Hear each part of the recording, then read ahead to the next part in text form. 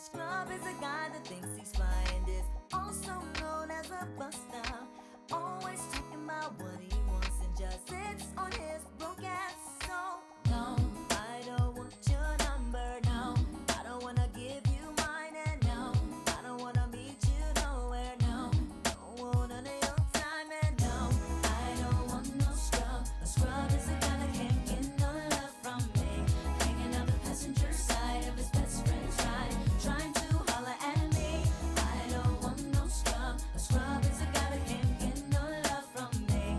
Hanging out the passenger side of his best friend's ride, trying to holler at me. He's checking me, but his game is kinda weak, and I know that he cannot approach me, 'cause I'm looking like class and he's looking like trash. Can't get with a deadbeat ass. So no, I don't want your number. No, I don't wanna give you mine. And no, I don't wanna meet you nowhere. No, don't want none of your time. No, I don't want no scrub. A scrub is a guy that can't get no love from me. Hanging out the passenger side of his best friend's ride, trying to holler at me. I don't want no scrub. A scrub is a guy that can't get no love from me. Hanging out the passenger side of his best friend's ride, trying to holler at me. If you don't have a car and you're walking, oh yes son, I'm talking to you. If you live at home with your mama, oh yes son, I'm talking to you. If you have a shorty that you don't show love, oh yes son, I'm talking to you. Wanna get with me with no money? Oh no, I don't want no scrub. No scrub. No, no. Scrub. No, no, no, no. Scrub. No, no. I don't want no scrub. A scrub is a guy that can't get no love from me. Hanging out the passenger side of his best friend's ride, trying to holler at me. I don't want no scrub. A scrub is a guy that can't get no love from me. Hanging out the passenger side of his best friend's ride, trying to holler at me. I don't want no scrub. A scrub is a guy that can't get no love from me. Hanging out the passenger side of his best friend's ride, trying to holler at me. I don't want no scrub. A scrub is a guy that can't get no love from me. Hanging out the passenger side of his best friend's ride, trying to holler at me. I don't want no scrub. A scrub is a guy that can't get no love from me. Hanging out the passenger side of his best friend's ride, trying to holler at me. I don't want no scrub. A scrub is a guy that can't get no love from me. Hanging out the passenger side of his best friend's ride, trying to holler at me. I don't want no scrub. A scrub is a guy that can't get no love from me.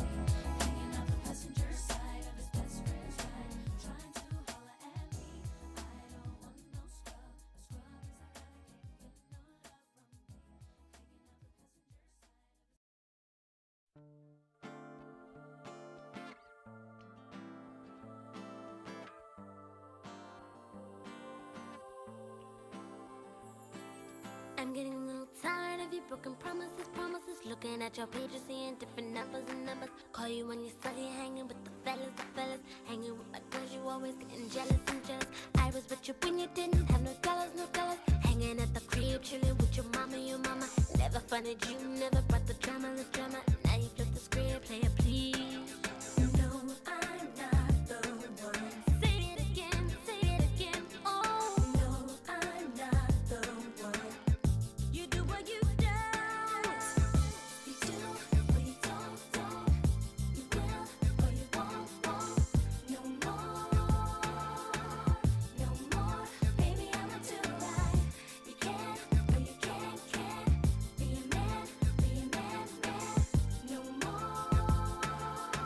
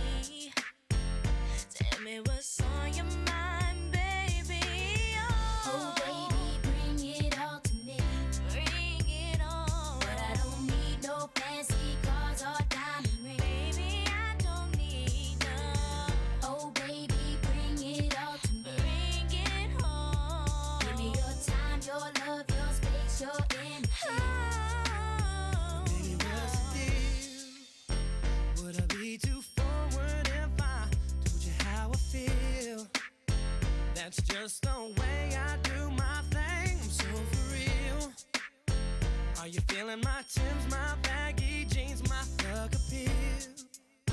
Do you like it when a man can keep it real? Oh, baby, bring it all to me. Bring it on, bring it on. But I don't need no fancy cars or diamond rings. Diamond ring. Oh, baby, bring it all to me.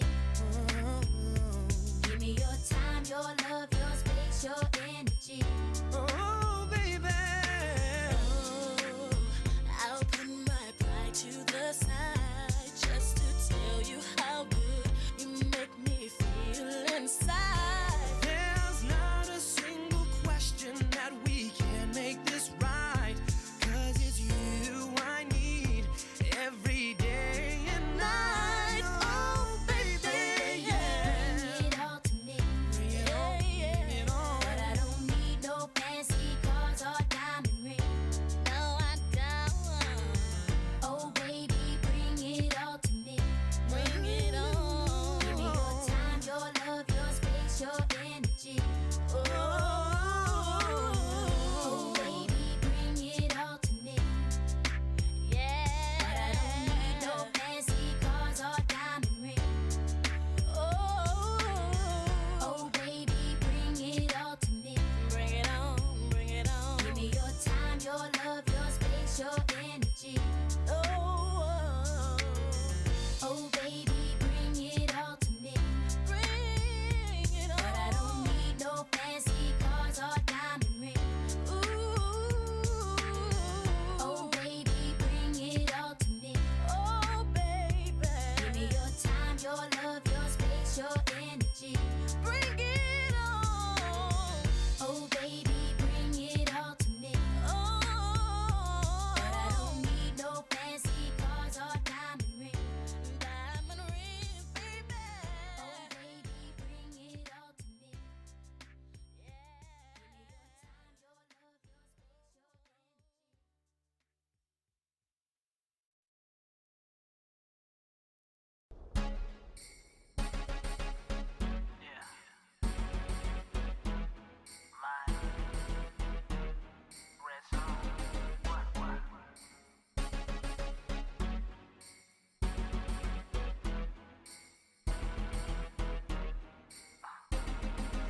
It's after midnight and she's on your phone, saying come over 'cause she's all alone.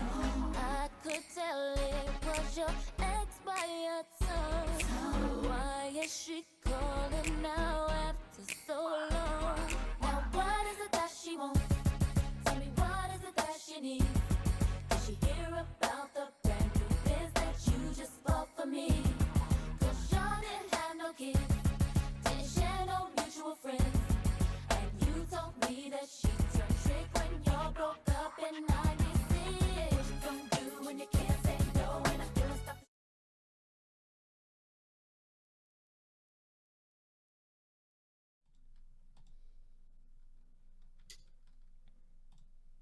All right, guys, welcome. This is EchoLeague Season 3, Division B. We have Casual Oblivion staff versus Mr. Klow for our teams of the day. As always, I'm your caster, Moxie, casting this over at my Twitch, twitch.tv/MoxieCasts, and I'm here with the awesome Forge Dota as my analyst today. How's everything going for you today, Moxie? It's going pretty all right. I'm really digging these penguins wearing sweaters over on the side of Casual Oblivion staff's banner. Mr. Cloud does not have banners yet, but I'm liking these penguins. I'm liking penguins with sweaters. You can't go wrong with penguin sweaters. Definitely. I saw a video the other day where it was little penguins dressed up in Santa capes walking around in a Japanese zoo or something. And of course, it's the Japanese with the penguin capes. But anyways, this is pretty exciting. We've got a new patch right now. Interested to see what the teams are going to be picking here. A lot of Dota being played, lots of different styles, especially with the Midas mode going on. But let's see. We're getting right into the draft. There's no Beastmaster, no Night Stalker, and no Spirit Breaker. So mobility and vision game over here from Mr. Klow. They want to make sure that they can stay on top of it.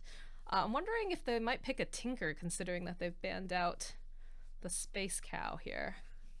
I mean, the Tinker is always really strong when there's no space cow in the game. But on top of that, it looks like Mr. Klow is just getting rid of the really annoying roaming supports, whereas Casual Oblivion staff is kind of getting rid of those initiating offlaners. Earthshaker can be played in the 4 position, but I feel like lately been kind of moved more towards that position 3 role. So you see the Beastmaster, who is very strong in the meta right now since the change to both Call of the Wild as well as the Whirling Axes. Beastmaster very strong, and of course Earthshaker with that instant initiation with the Echo Slam and Blink Dagger combo. Just 2 really strong off lane initiators that are getting banned out.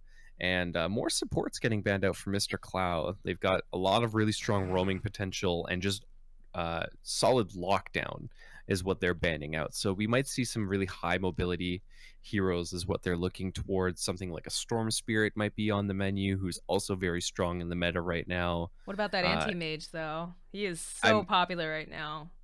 I mean, anti-mage is right now always on the docket, and I would not be surprised to see it get picked up, but probably later on in the draft. Oh yeah, definitely. You don't want to pick it up first phase, but with all the lockdown and silences being taken out, especially with the mobility as well, it might be that we see an anti-mage pickup just because that illusion talent is making him just so incredibly strong right now. He's been in a lot of pubs and causing a lot of havoc, but we do see the Crystal Maiden picked up here, and that's a nice option for, you know, whether she's going to be doing a little bit of roaming early on. She's not a really great babysitter just because her base damage is so low, but we could see, you know, some really early aggression, having that arcane aura helping out quite a bit to be able to do that roaming and have the mana pool to allow them to use spells early, and also just, you know, put pressure on the map. Things that can't respond as easily. Again, we saw the Spirit Breaker taken out.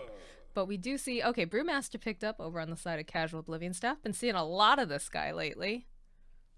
Yeah, Brewmaster really strong, especially since the change to Diffusal Blade. A lot of people don't realize that the amount of dispels in the game really got nerfed down just with that one change to Diffusal Blade. So now, you know, the spell from the Storm Panda, very strong now. And of course, you get it in the AoE, and a lot of like small buffs in general here and there getting picked up makes Brewmaster very strong. His new level 25 talent is absolutely insane. 15-second cooldown on his ultimate when it's at level 25, and just a really solid offlaner. Makes CSing in the early game very, very difficult. Well, I mean, 3 pandas are better than 1, right? So if you have the option to be 3 pandas and you cut down the cooldown, you know, definitely want to pick that up. But yeah. And on the flip side, Mr. Klow, I really think they're aiming for that Storm Spirit draft. CM, a very good enabler for the Storm Spirit, helps him spam out the remnants in the early game, even lets him get an earlier level of pull because of the extra mana. And all of the supports that they've banned out are very strong against Storm Spirit because they have lots and lots of lockdown and ways to deal with a Storm Spirit.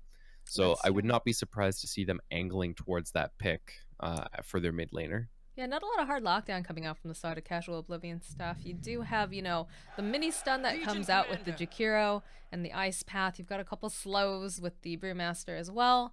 But again, it looks like Mr. Klow looking to make sure that they can have enough mobility for whether it's that Storm Spirit, maybe an Anti-Mage, anything that needs kind of free roam of the map. And again, Casual Oblivion staff, they don't have that lockdown quite yet. So I do like the Legion pickup here. I think that can lead to some pretty nice duels, especially if they can grab the Panda fast enough so he can't get that split off. Or in case, you know, again, for any sort of mobility, being able to just lock one hero in place and make it very difficult for them to get away from these fights. No, absolutely. And it's a nice way to make sure the Brewmaster can't get off his split as well. Nice, solid, reliable lockdown.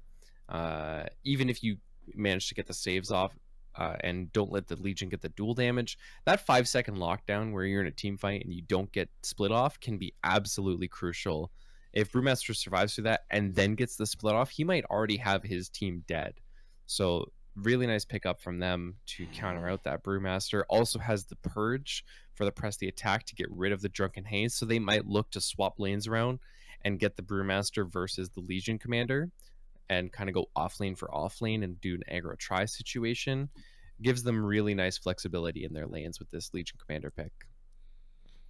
Looks like we're still thinking about what they want for a ban. The Medusa actually gets taken out from the side of Mr. Klow here, as well as the Viper. They don't want anything to do with that guy. Man, what do you think about the rework now with the AoE poisons that he has now? At first, I thought it was a lot weaker. I thought he was going to have a lot of difficulty in the early game, but realistically, all they've done is combine his old nether toxin with his new poison attack and given him some extra versatility heading into the late game with the Viper. The break mechanic might not seem huge on a lot of heroes, but against the Brewmaster, for example, that's no crits, that's no evasion. Against the Legion Commander, that's no moment of courage. So that break mechanic, even though it's very easy to walk out of in theory, if you get some nice lockdown from the Legion Commander, from the CM, can be very, very scary. So I kind of like the ban note from Mr. Klow there to make sure that both of those heroes can safely get off their spells in team fights. We do have a Jug pickup here coming out from the side of Casual Oblivion staff, so it's a little bit of an early reveal on that core.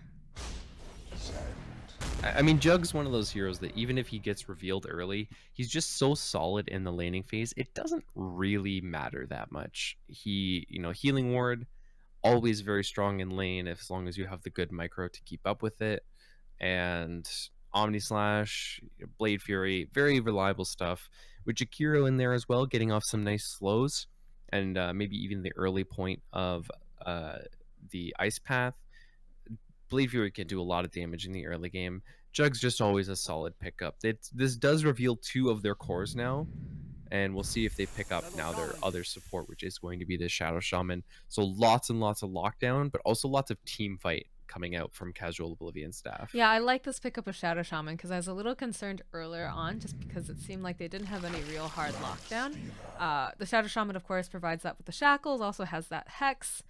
We'll also be able to help them push towers. You've got Jakiro and, of course, Shadow Shaman to, help push those towers, make a little space if necessary during early on when you're trying to get tier 1s, letting the cores get what they need there. But we do see a Lifestealer pickup now from the side of Mr. Klow, which is going to make things a little bit more difficult. They're not going to be able to jump on that Lifestealer with that Rage quite as easily. I'm wondering if they're looking maybe at the Legion Commander duels in that case as well. But Shadow Shaman was very popular last patch, so he's still very good as well. I don't think he had many things change with him, did he? Not really, no. The only thing that really changed around was a few of his talents. I don't remember exactly what his talents are now. I just remember them getting a slight rework. I think his XP talent is gone, so he can't hit that level 25 quite as fast. And I think his Shackle got moved to his level 20 instead of his level 15. Other than that, nothing really too big changing Shadow Shaman. He still has really good initiation, some really good push. He's still Shadow Shaman at the end of the day. It's like the world's longest patch list too. Yeah, to remember everything that got changed and added and all that fun stuff. Yeah, there's a lot of stuff, and I've reread it a few times, and even still, I can't retain all of that. Yeah. So bear with us, guys. If we make any mistakes here during the cast, just because there was quite a lot of stuff to remember and go through here. But yeah, I'm sure I do you're like all struggling in your game still as well. I do like this Lifestealer pick, though, because it's another hero that can lane kind of okay against the Brewmaster. You don't really want to spam out Rage to try and match the Brewmaster with his Drunken Brawler, just because it's not going to... His mana efficiency is going to go farther than yours. But it is an option if you're trying to go for a kill on him. You can then pop it to secure those hits, as well as open wounds for the chase. Brewmaster doesn't really have any great escape in the early game. And then there's already the 2 natural kind of Lifestealer bombs, both in the Legion Commander as well as the Sand King once he picks up his Blink Dagger. So I do like this Lifestealer pickup for Mr. Klow. I mean, ideally, if you're sending the Brewmaster into the offlane, you have that Crystal Maiden and the Sand King just constantly at him, constantly pressuring him, keeping him from being in lane. Because Brewmaster, not really great at going into the jungle, don't have an Iron talent anymore. So it's definitely going to cause him to slow down quite a bit with levels, because you don't want Brewmaster getting a fast 6 or a fast Blink Dagger for that matter. It just becomes very problematic for heroes such as like Crystal Maiden, who's already very, very slow. Sand King, he's got a little bit more mobility than her, but again, you don't want to let the Brewmaster start snowballing out of control. Yeah, that's a hero that you want to keep down. And an interesting pick for Mr. Klow here, probably going to be that middle lane Puck, going up against the yet to be decided pick for casual Oblivion staff. Does give them yet another vehicle for the Lifestealer, as well as some really nice early game tempo. But it kind of puts them into like a 1.5 core position. Legion Commander can scale very well with damage, but I don't really ever feel like she scales into a true core in the sense that most other heroes do. And Puck, towards the late game, just kind of ends up being a Dream Coil and maybe a clutch silence or two. So this does kind of put a lot of the burden onto that Lifestealer to get out that damage and to push those buildings really safely going into the late game, but it makes their early to mid game very, very strong. I think the other Mr. thing Klow. too with the Legion Commander, like you're saying, she's not a traditional carry in the sense that you see her just farming, but if she can start snowballing, making these plays early on, making rotations with the Puck, Crystal Maiden, even like the Sand King, she's gonna start to get out of control because of the fact that there is no cap to the amount of damage that she can get from duel. I've seen Legion Commanders just ball completely out of control and just start one-shotting supports. Yeah, no, that Shadow Shaman's gonna have to be very And the on his Jakiro. board game. And the Jakiro, they gotta watch Yeah. themselves. That's gonna be Yeah, very the scary. Jakiro as well. Both of the supports are going to have to be on their ward game for sure to spot out that Legion Commander. Wouldn't be surprised to see the kind of Blink Dagger into Shadow Blade to try and get off as many pickoffs as you can. And with the Razor pickup here is kind of good against that single core, right? If you can lock down or sap the damage away from the Lifestealer, you can't really get rid of Legion Commander's damage because of the bonus damage not getting taken away from duel. But if you can eliminate the Lifestealer, it's a lot easier to deal with. So I really like this Razor pickup from casual Oblivion staff to try and deal with the lineup that Mr. Klow has. So I'm pretty excited for this now. So some of these guys, I've seen them before. EchoLeague is on its 3rd season. I've been doing a lot of stuff following after Requiem Autumn, LD2SL, Noda. But Satan actually plays a fantastic Puck. He's very, very good with this hero. He's very slippery. It's hard to lock him down, so they're really going to have difficulty. And I think that was part of why we saw all those lockdown heroes getting taken out, things that, are a bit difficult for Puck to deal with. Obviously not the Spirit Breaker. That's really easy to just go ahead and dodge, but especially like the Bane and things. I'm really kind of excited to see this particular hero in action. All right, I got to put up the overlay. There we go. And yeah, so we're in game. Go ahead and introduce the teams here. Over on the side of Mr. Klow, we got Big Bad Wolf, who's going to be playing the Lifestealer. Klow9, going to be playing the Crystal Maiden. We've already discussed Satan over here on his Puck. And we've got over here, still standing in the well, we've got, I'm going to call it Abizu? I can't. We'll just call him ABY. ABY is going to be playing the Legion Commander. And Nocturne Sriracha gonna be playing the Sand King. That Sand King has now made me hungry. Now I just want some I don't know, something with sriracha sauce. What goes good with sriracha sauce, Moxie? Everything. Yeah, But on the side of casual Oblivion staff, we've got John the Green, who's gonna be playing our Brewmaster. I like the taunt, very nice. We've got Aranarth is gonna be playing the Jakiro. On our Razor over here, we've got OH17OF. We'll just call him OH. Make it a little bit easier for us. Shazam's going to be playing the Jug, and Seabolt going to be playing the Shadow Shaman. I feel like my camera's too fast. Give me 1 sec. It's down to 0. I just feel like it's moving so quickly. All right. There's a buzzer. Which side are we favoring more right now, Forge? You had to pick. I think if the Dire side gets off to a good start, I think they have the stronger lineup in the end. And why would you say that? What's the part that's really making you think that they've got that edge? They just have a really good momentum heroes. They've got a CM to enable all of their mana starved heroes like Legion, Lifestealer, Sand King. These are all heroes that benefit greatly from mana, even the Puck as well. does have a bit easier time than the others, but still, I mean, it's an extra looser orb every once in a while. Definitely helps out. So if they can get their snowball rolling, I think they have the tools to deal very nicely with this casual Oblivion staff lineup. That being said, if they don't get that early game momentum, I'm a little bit scared for how well the high ground defense team fight lineup of casual Oblivion staff is going to match up against it. Brewmaster, very scary to push into.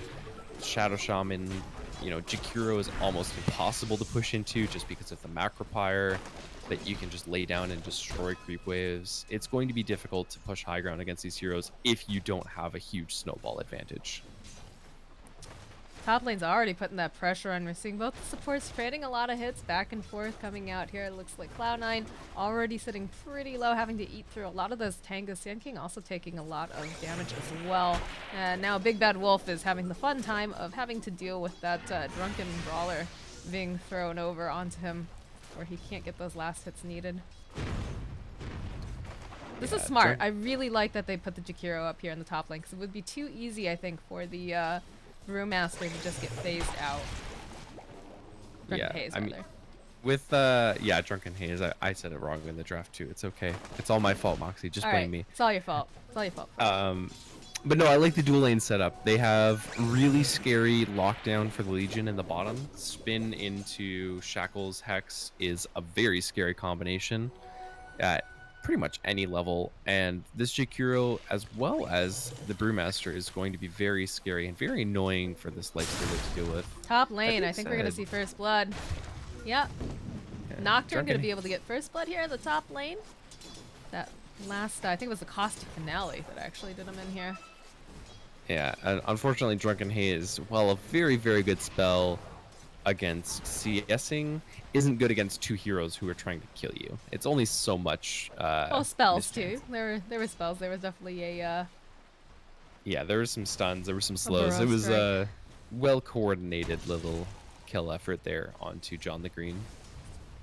Let's see, how's our mid going here right now? Looks like Puck currently leading in CS 11-2, 9-2 over here on the Razor.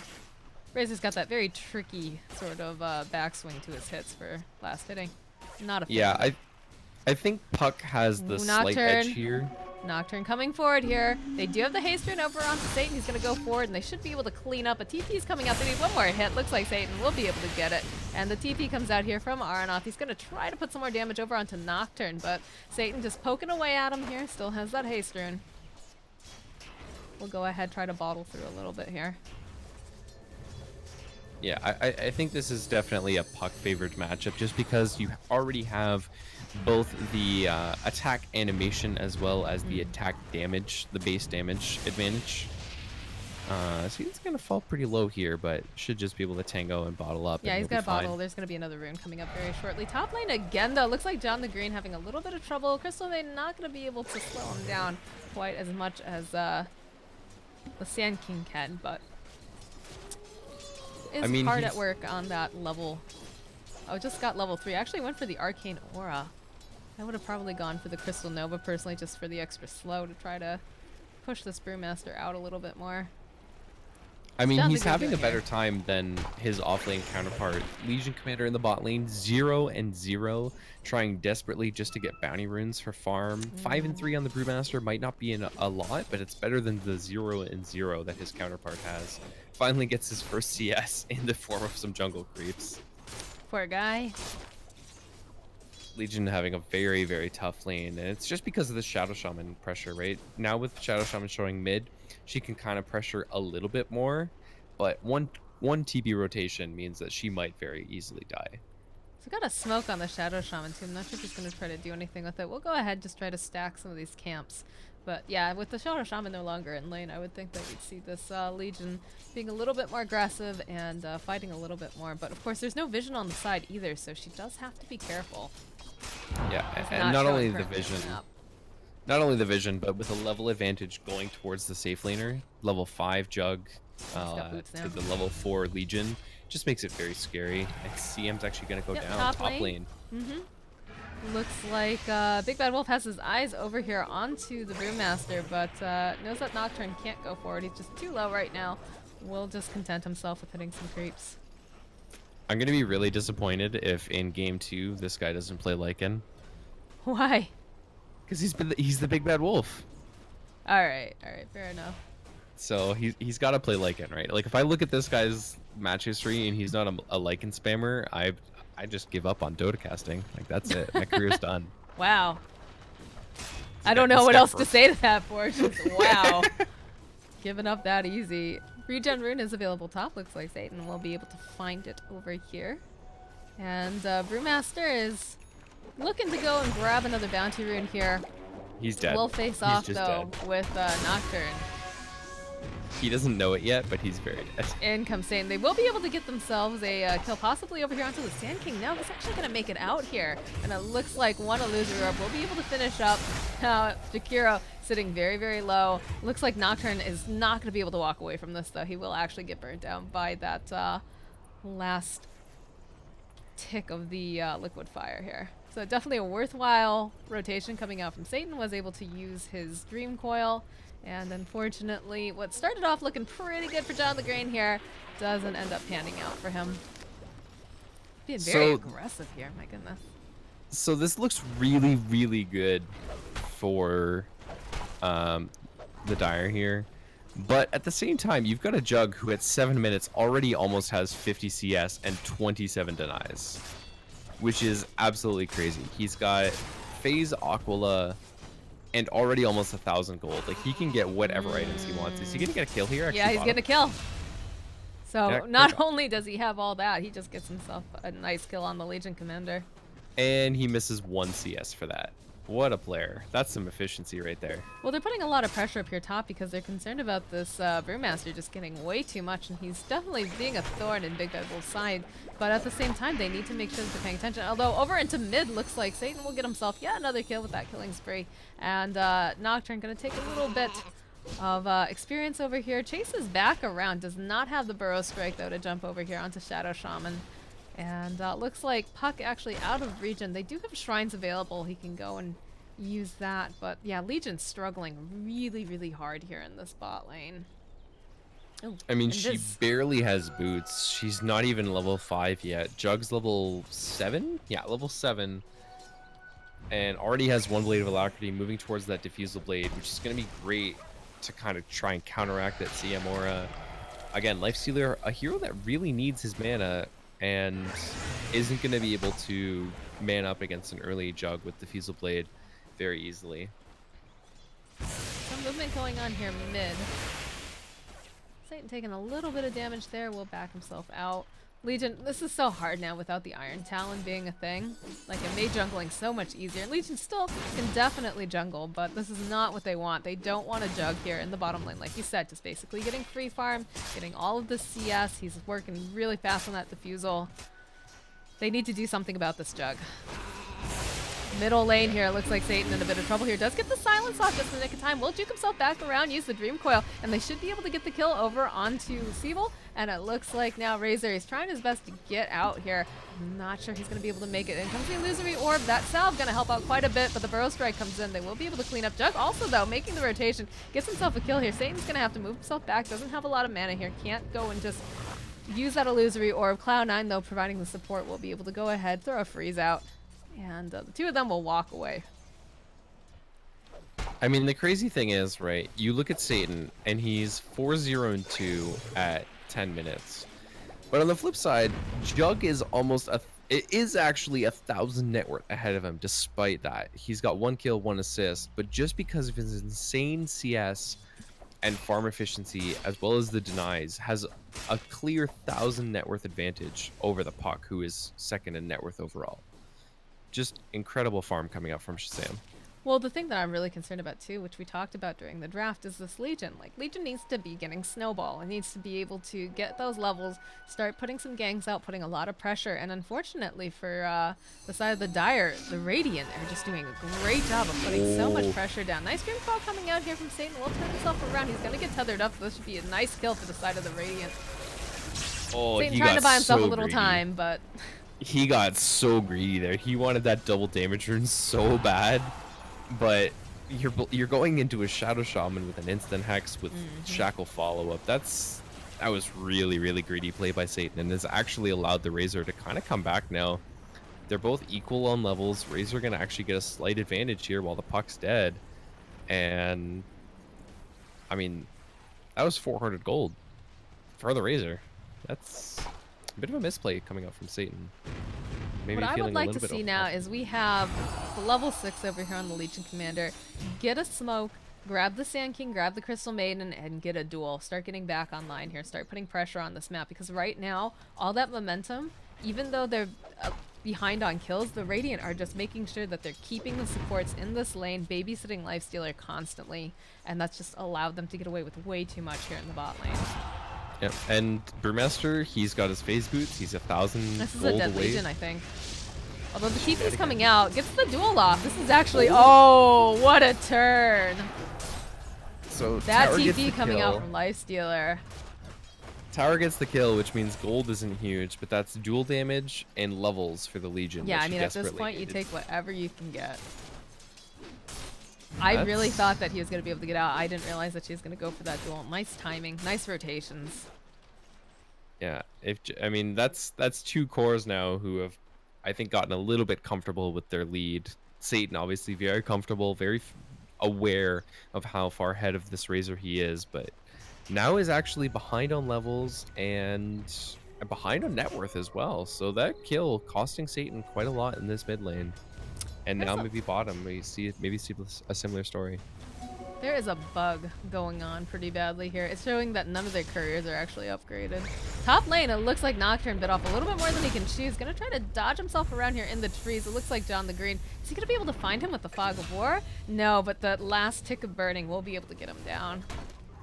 Snakes get used here top, and that is a tier 1 for the side of the Radiant bot lane here. Another duel coming out over onto Jug. He's going to be able to dodge it at the last second using that ultimate spin to win, get himself hidden in the trees, and he's got healing ward up. That was very scary. How did he not die? They should have had that, That even one after the second, that millisecond of being able to use that ulti. He just got out. I mean, even after the Omni, I think they should have been able to get the kills just with the right clicks alone. He did not use that healing ward until he was in the trees. I think they should have been able to get that, but really nice plays, I guess, from Shazam, getting himself out. He's got the Diffusal Blade online now. 5,800 net worth on him, and this is kind of what I was talking about. Got a dead Razor here over in mid. Looks like last hit will come in from Cloud9. He'll be able to go ahead, get that kill secure, and now Shadow Shaman running himself away here. A little bit of things going on over here. John just standing at the top of the stairs, waiting for Jakiro. We'll go ahead, turn around, gets a nice crit early on, but the rest of the team's going to be TPing in, and I'm not sure they want to take this fight. Yeah, Legion coming forward here. The taunt comes out from John. He does have split up if he needs to pop it, but there's a lot of pincering action coming in here, Forge. Have we seen a split yet? There's been no split yet. So this might be our first split. He's gonna walk right into Blink Dagger. Commander. She's got duel. There's the duel. The rest of the team making their way over here. There's a nice macro pyre being thrown out, but there's just too much damage coming out. They'll be able to get the duel damage, and it looks like Legion almost gonna be able to get out. They go ahead. They use the epicenter, and there's the chase down over here. Big Bad Wolf's in a little bit of trouble though. Can he get himself out? He can't. He doesn't have an armlet yet. He just gets burned down here. Looks like Nocturne now. He's also gonna get taken down due to a nice plasma field coming out here from Razor. Oh my goodness. And this is kind of what I mentioned at the beginning of the draft. You asked me who had the advantage, and I said if they can get off to a nice snowball, Mr. Klow has the advantage, but they haven't been able to get that snowball. Razor has completely rebounded from his middle lane, is moving towards the S&Y now, probably going into the Hurricane Pike later on based on what he's got ready. And I mean, Jug is just so far ahead. We got the Invis popped over here, and Jug is sitting very, very low. Lifestealer Bomb coming in, just needs to go forward. He's gonna probably open with that silence in the Dream Coil here. Getting all that health back though. I don't know. I think they need maybe +1 now. Nope, they will go ahead. They'll reveal themselves. There's the silence. There's gonna be Dream Coil coming out. Lots of damage coming out. Can they get this kill? He's not going to be able to quite get Stan. Oh, Stan's getting body blocked. He's going to get taken down, but they will be able to take down the Jug. That body block. Ooh, feels bad, man. Questionably worth it. I guess. I mean, you lose Satan, but you get a kill on your lifestealer, so kind of okay, but I mean, just the fact that he tanked basically a 3-person gank by himself is a really scary indicator for how well this Mr. Cloud draft is working. Okay, this is scary now. Brewmaster has himself a Blink Dagger, which means Crystal Maiden cannot be alone at any time here, because she's just gonna be dead to Brewmaster if she is caught out. Does not have mobility to get away. He doesn't have max clap yet, though. That's the main thing. He does have really good teamfight presence and kind of okay gank potential with the primal split, but really a lot of your early game damage comes from the fact that you get lots of levels of thunderclap, and because of his kind of weaker start, he doesn't have that huge just blink, clap, and then split potential that you would kind of want. But yeah, it's definitely going to be a lot tougher game for the squishy CM now. This is going to be a big reveal too. Sand King actually is just picking up his Blink Dagger. They have so much initiation actually coming out from the side of the Dire here. We've got the Dream Coil coming out with Puck. You've got Infest Bomb. You've got no Blink on the Legion quite yet, but you'll have the Blink over on the Sand King now. Whereas the side of the Radiant, a little bit lacking in that. You've got that Brewmaster with that Blink Dagger, which is going to help out quite a bit in the split, being able to take a couple people out. I don't believe Shadow Shaman has a Blink. No, he's still working towards those Arcane Boots. So that's another form of initiation they could use potentially, but Crystal Maiden coming around the corner here will find herself the Jug. They do ping it out, though. And the Infest Bomb going into the Sand, they don't know he has it quite yet. So this will be a very interesting fight. And Satan also not really getting his Blink Dagger just yet. Still 500 gold for him. Opting peculiarly for the phase boots, most pucks go for treads for the extra efficiency that you get from tread swapping, but opts to go for phase boots. Probably just a comfort thing for him. I'd have to look into match history and such for a specific reason why, but is going to close now on that Blink Dagger. Lots of initiation coming out in this game. Satan is kind of in the middle of everything here. He's going to have to move himself back. They should realize that something's up, though. There's a lot of people showing in the spot lane. So either Razor makes his way down, I think, or else they just sack this tower. And it looks like Jug's still farming. I don't know if they're going to actually... Yeah, Puck actually... What was that? Was looking to TP, maybe? We'll throw the orb forward. Announce his presence. They do have John the Green and Siebel over here hiding out. The Infest Bomb pops, though. They're not getting much done because no one's showing, so... He sat in that Sand King for like quite a while. A solid minute and a half, which is really, really rough, because if you don't get those kills, that's a lot of time that the Jug's farming and getting further ahead. Crystal Maiden already so very low here. John comes around. He's actually going to use the Primal Split, and they will be able to get a duel off, though, right away. Can they get the Jug? They actually do manage to get the Jug down. Did he get damage during that, though? And now Satan's going to try to run himself out. Crystal Maiden will get chased down, though, by all of these pandas. Now, Nocturne is stuck in the corner with too many pandas. He doesn't want to deal with this. That's going to be the Tornado coming out here. Will buy a little bit of time. Satan going to try to dodge himself out here. Will disable the Blink Dagger. And now it looks like Razor, he's got his eyes on the prize. Will go forward, try to chase after Satan. But again, that little Fairy Dragon is just so hard to lock down. They're giving a good chase, though. Look how fast this Razor is. That's S&Y. He actually gets the kill. Man, that Razor is so damn speedy. Oh, and there's the Yules again. This is looking like a dead Nocturne. Will go and try to get himself out here, but they will be able to probably nuke him down. Just keep using that plasma field and whatnot. Although John the Green in a little bit of trouble. He's going to try to run himself out here. There's the Frostbite coming in and the Crystal Maiden ulti. They'll be able to get the kill over onto the Brewmaster. Still going to be able to take down the Sand King, though, as well. And now Legion, she's on the hunt. That Blade Mail did so much work during that last duel here. Razor, though, just so speedy, should be able to get himself out. No problem. Shadow Shaman maybe needs to be a little bit more careful here. Standing nearby, the fort comes out. One more hit does take down the tower, though. I mean, despite the last 3 deaths that Jug has had, he's still ahead of the Lifestealer by 3,000 and 2,000 on the puck. The farm efficiency on this guy, it's 20 minutes in, he's got 140 CS. Like, that's crazy. You figure most Jugs by 10 minutes are hoping for like 60, 70 CS, and by 20, maybe around 100. He's got... Oh, the debate! Gonna follow up though with a nice burrow strike here. They should be able to take down Shazam. Oh, I thought Satan was a goner there. Turns out phase shift is indeed a good ability. And with that blink Absolutely. Well, dagger the on follow-up coming out from Nocturne too. The team's really moving as one unit. That's working out for them. Yeah. Legion getting closer The and one closer to that thing blink dagger. The one thing I think I'm a little disappointed in this game is how much this Brewmaster has been farming. We really only saw our first primal split down in that bottom lane. A lot of Brewmasters, like as soon as you get that level 6, you want to be fighting. You want to be looking for engagements. And I understand that the early game lineup of Mr. Klow is very scary. But the way the game's been going, I think they should have been taking fights with Primal Split a lot sooner than they did, even without the Blink Dagger. Hopefully, now that he has that comfort item, maybe they get some more engagements out of him.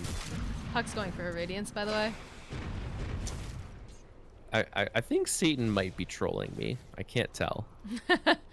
I mean, Satan's normal, like, everyday attitude of life is just being trolly. But we do see movement coming down here towards the mid lane. They do spot out Big Bad Wolf here. Shouldn't be able to really slow him down too much. Crystal Maiden, though, has been thrown up into the air. It gets heals. Does have the Shadow Amulet here. They'll use the Primal Split. And oh, look at that epicenter. It just obliterates the side of the Radiant. There's only one Panda left. It's the Earth Panda. He's running for his life here, but there's so many people chasing after him. The Burrow Strike coming forward, trying to get in front, do a little body blocking. That is almost a full team wipe, Forge. That is... They just melted. That is not a good sign, considering the lead that they were in. The fact that that team fight went as well as they did, even if it was 4v5, is not great. The team fight, I think, is definitely stronger for casual Oblivion staff, and the fact that they're losing those kind of engagements is not great. Really nice interruptions, though, coming up from Mr. Klow. The Shakiro going for the Yule Scepter into Ice Path. Pretty clear, but nice interruption from the Sand King. You know, I thought that was going to go very poorly, considering that I felt like the Crystal Maiden was the one that got caught out there with the immediate Yules, but they followed up like it was so quick, just making sure that, you know, all right, Crystal Maiden got thrown up, but then immediately we've got the Sand King who blinked Epi'd right in there, saving Crystal Maiden, and then just following up with the rest of the team, just putting out so much damage. But that Epicenter was beautiful. Oh my goodness. And Legion might not have the most amount of dual damage in the game, but even the control... Does she not have the most dual damage? I mean, I was about to say, did she give dual damage to someone else more? Oh, the jump forward with that blink! There's the Blade Mail, followed up with Cloud9. We'll be able to just obliterate Jug. Oh, man, that's a caster's curse if I've ever seen one. almost as soon as I said that, she's like, oh yeah, watch me do this. But I mean, you consider it's 23 minutes into the game, and before that happened... Crystal Maiden throws out that slow. We'll be able to get the Frostbite. He'll try to go ahead, throw out the Macro Pyre over onto the Legion Commander, but that Infest Bomb coming out, Jakiro will just get obliterated. I also like that Legion was popped that Blade Mail while she was sitting in the Macro Pyre. Yeah, and now we see the balls start to get rolling for Mr. Klow. You know, that 5-man Dota coming out. Satan is kind of doing off his own thing, but at any point he can TP to the Shrine, TP to the Tutor 2s. And this is looking real scary for Shadow Shaman here. Yeah, duel just coming off cooldown, so at least they didn't get the dual damage, right? Yeah, at least. Gotta look on the bright side. Could have been worse. We've almost got a completed Ag Scepter coming up here too for the Sand King. Wow, that is actually really... That's really good timing. That's a peculiar item build, because normally you'll go the Aether Lens first, because it kind of does a similar thing, but for a lot cheaper. But nope, just right for the Ags, feeling very comfortable with what he's doing. And actually, I mean, he's doing pretty well. 5th overall on the net worth chart. He's only really behind the 2 Radiant Cores and his offlaner and mid laner. He's ahead of his This is a very scary move for this Razor. Yeah, there's the Blade Mail. We'll be able to use throughout the Ice Path, throughout the Microfire on top of that, but he's still very poor. They're just obliterating people, though. Looks like Sand King actually going to get taken down here. We're going to lose another one. Can Legion proc through this? We'll be able to get the kill, but also falls herself. And now Crystal Maiden, they drop the Sentry. She is just toast. There's no way that she gets away from this. Glimmer Cape cannot save you forever. No, not from sentries. That's an ultra kill on our Jakiro. Aranarth. What a Man, dragon. What a player. If only they had a puck with them. Stan, what you doing top here, buddy? Gonna juke around. Might be able to get away from Shazam here. Yeah, he's actually just gonna walk away.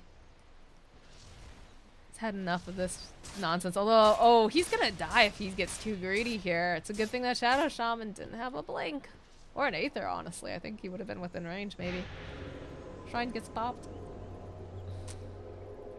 I mean, this is a really back and forth game. Like every time I think a team is. Well, look at the graphs.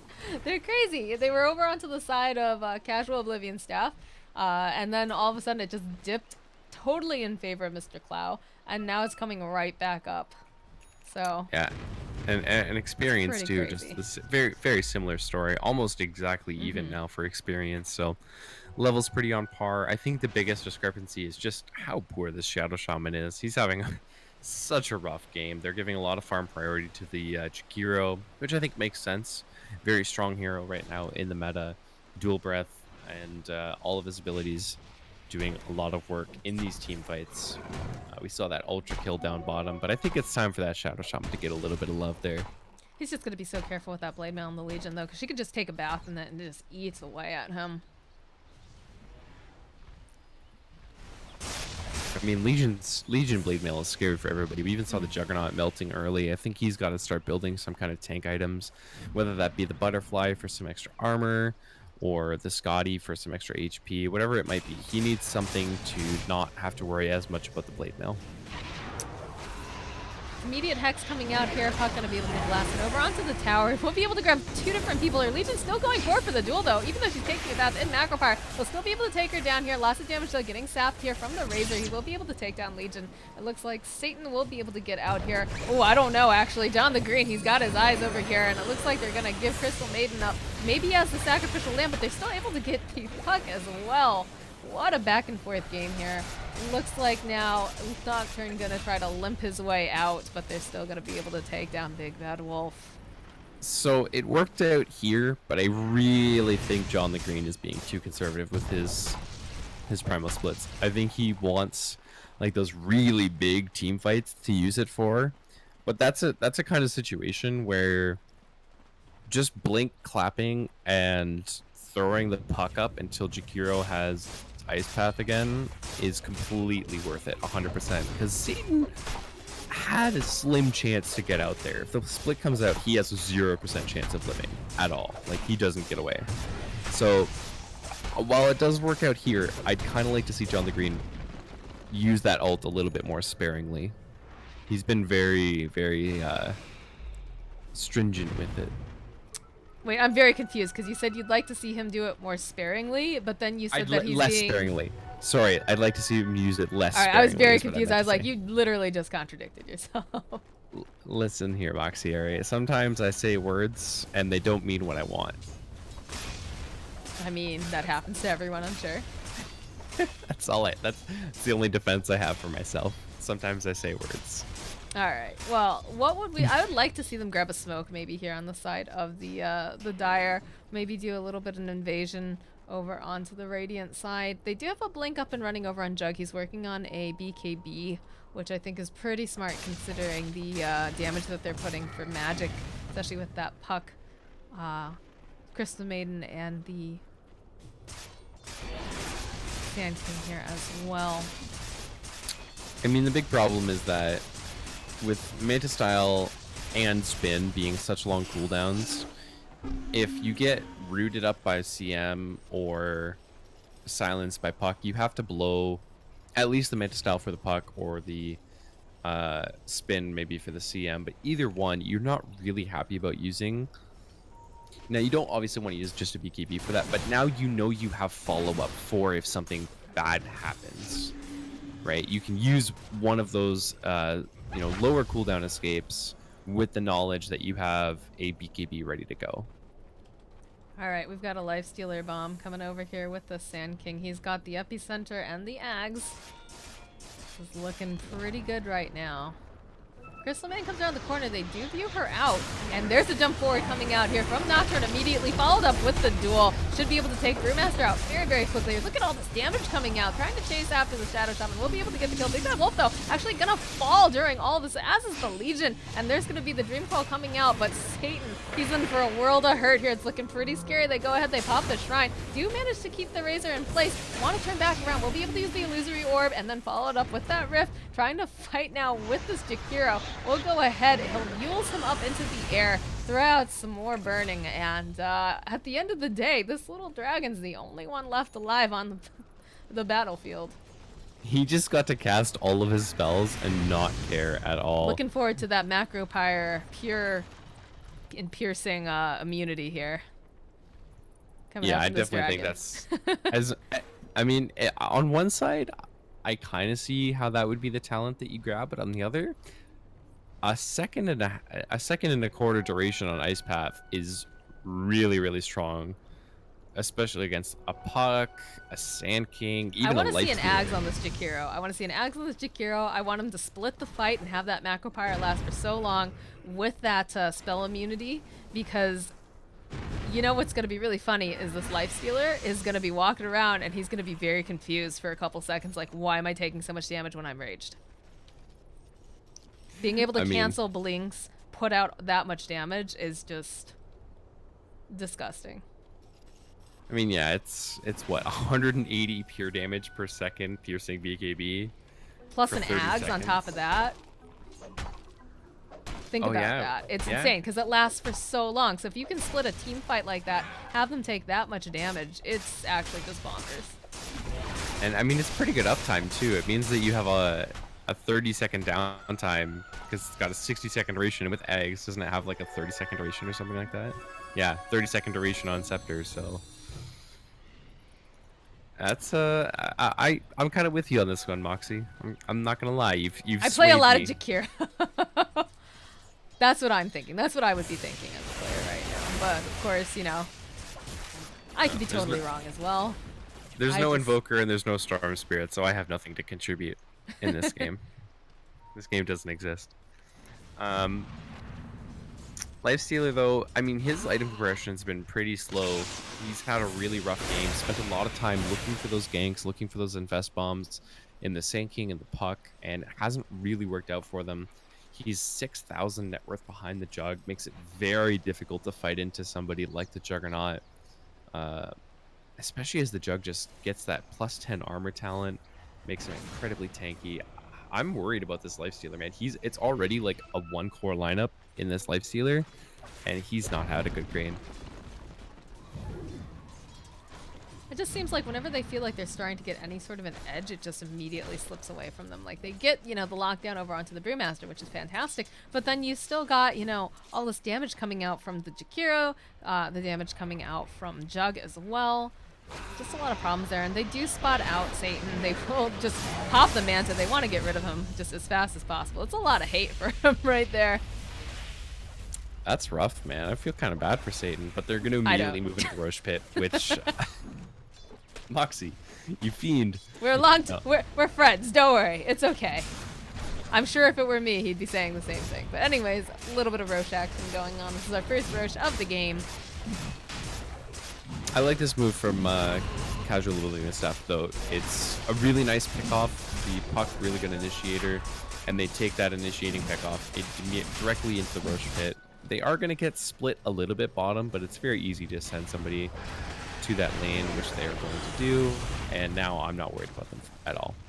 They should be able to defend this tower, yeah. You also come out here, followed up immediately with Shadow Shaman. He's looking to grab him. Nice Glimmer Cloak getting thrown out here by the Crystal Maiden. They still have vision, though, and they will be able to take down the Sand King. That dust, man, too good.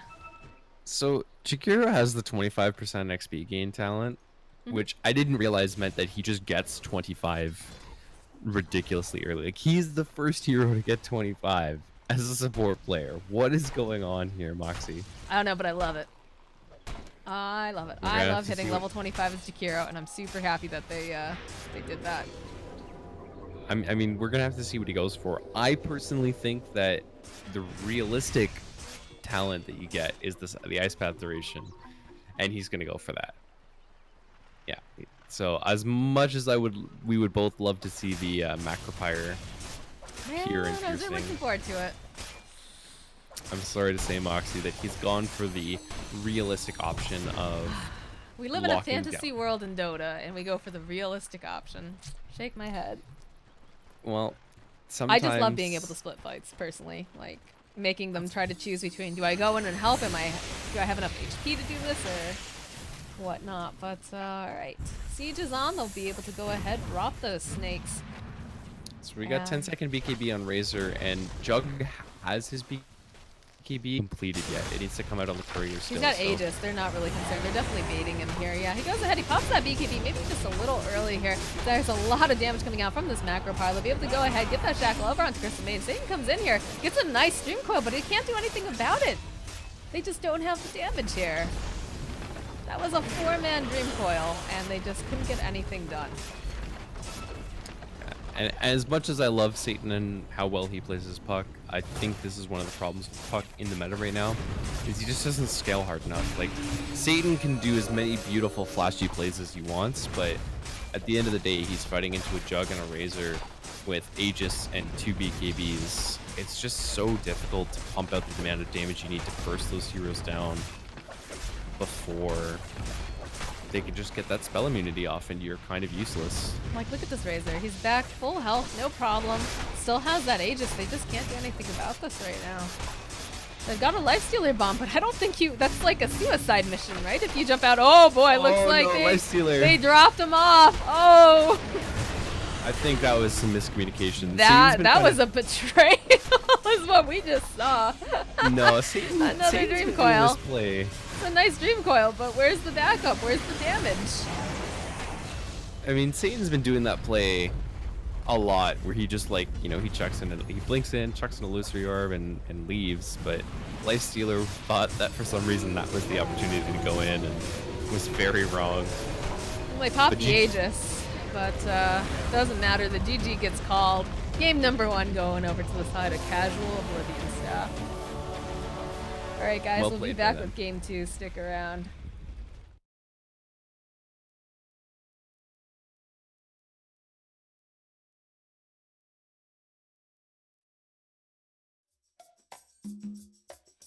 I believe in yesterday. I believe in yesterday. What's the problem? You keep coming in and coming out and singing flat. Sorry, I'm trying to What's sing. wrong? You're not concentrating. Yes, I am concentrating. No, you're I'm not. sorry, let's just do it again. No, What's no. the problem? There's no problem. Dawn, what's wrong? There's nothing wrong, Terry. Kevin. No, it is Please not don't tell me Kevin. it's Kevin. God. Ew, Kevin Swahili, I knew it. He's got cooties. And he said Tamika Renee. And everybody else. He is not seeing the Ronika. He is. See, how you know? Wait a minute, you guys. Who is she? Okay, wait. You guys, we should not attack her. It sounds like it's serious because we can't concentrate and get this right. Okay. So let's deal with the problem. You see, I've been through this myself, and let's talk. And it goes a little something like this.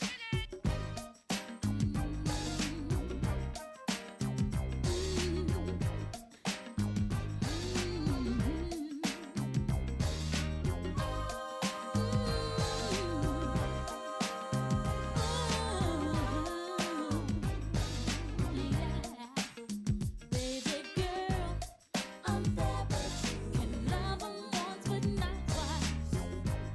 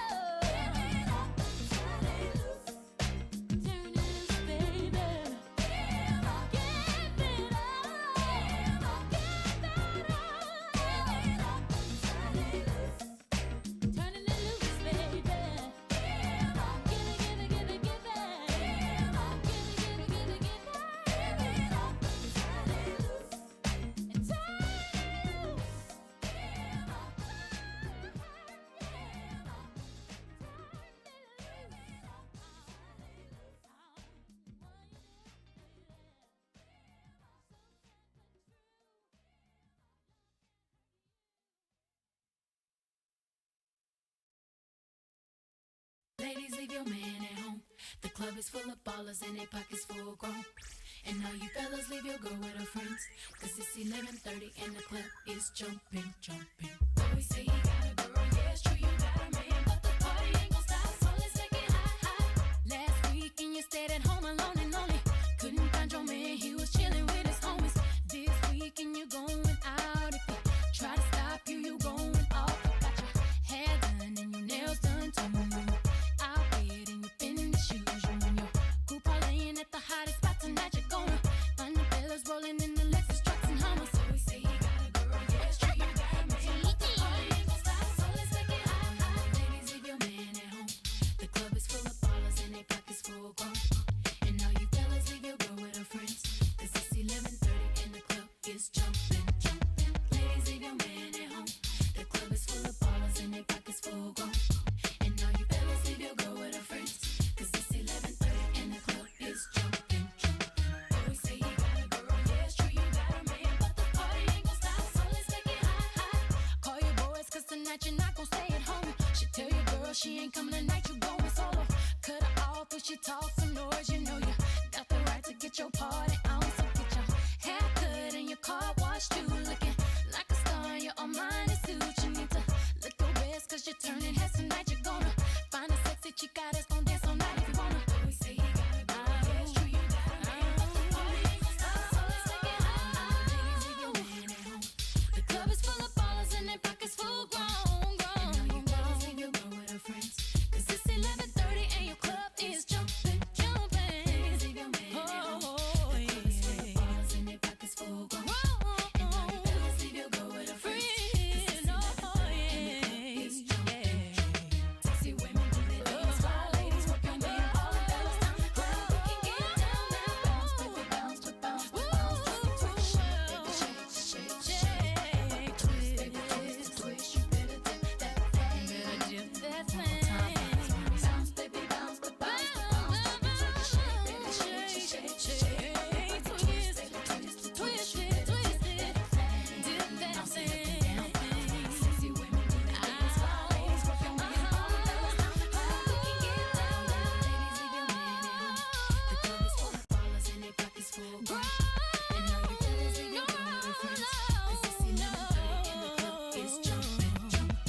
Ladies, leave your man at home. The club is full of ballers and their pockets full grown. And all you fellas leave your girl with her friends, cause it's 11:30 and the club is jumping, jumping. Ladies, leave your man at home. The club is full of ballers and their pockets full grown. And all you fellas leave your girl with her friends, cause it's 11:30 and the club is jumping, jumping. Ladies, leave your man at home. The club is full of ballers and their pockets full grown. And all you fellas leave your girl with her friends, cause it's 11:30 and the club is jumping, jumping. I ain't thinking about my man tonight. I ain't worried about my girl, alright? All you ladies leave your man at home. The club is full of ballers and their pockets full grown. And all you fellas leave your girl with her friends, cause it's 11:30 and the club is jumping, jumping. Ladies, leave your man at home. The club is full of ballers and their pockets full grown. And all you fellas leave your girl with her friends, cause it's 11:30 and the club is jumping, jumping.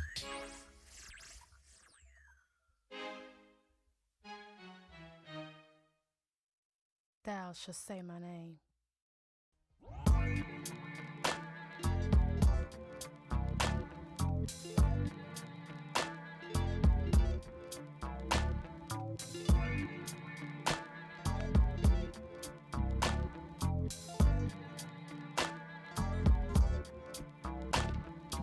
Roll into the club, stop to get my grub on.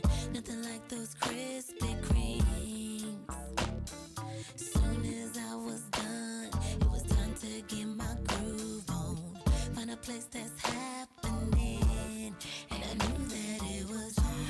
From the moment that I walked into the spot, it was banging, it was swinging, oh, till something turned me on. I wasn't sure, could have sworn I saw you with someone, and then much to my surprise, whoa, you were right there with your hands up in the air. You had hoochies everywhere, all on you. It's like I almost didn't know you. Trying to shake that ass, player, you don't even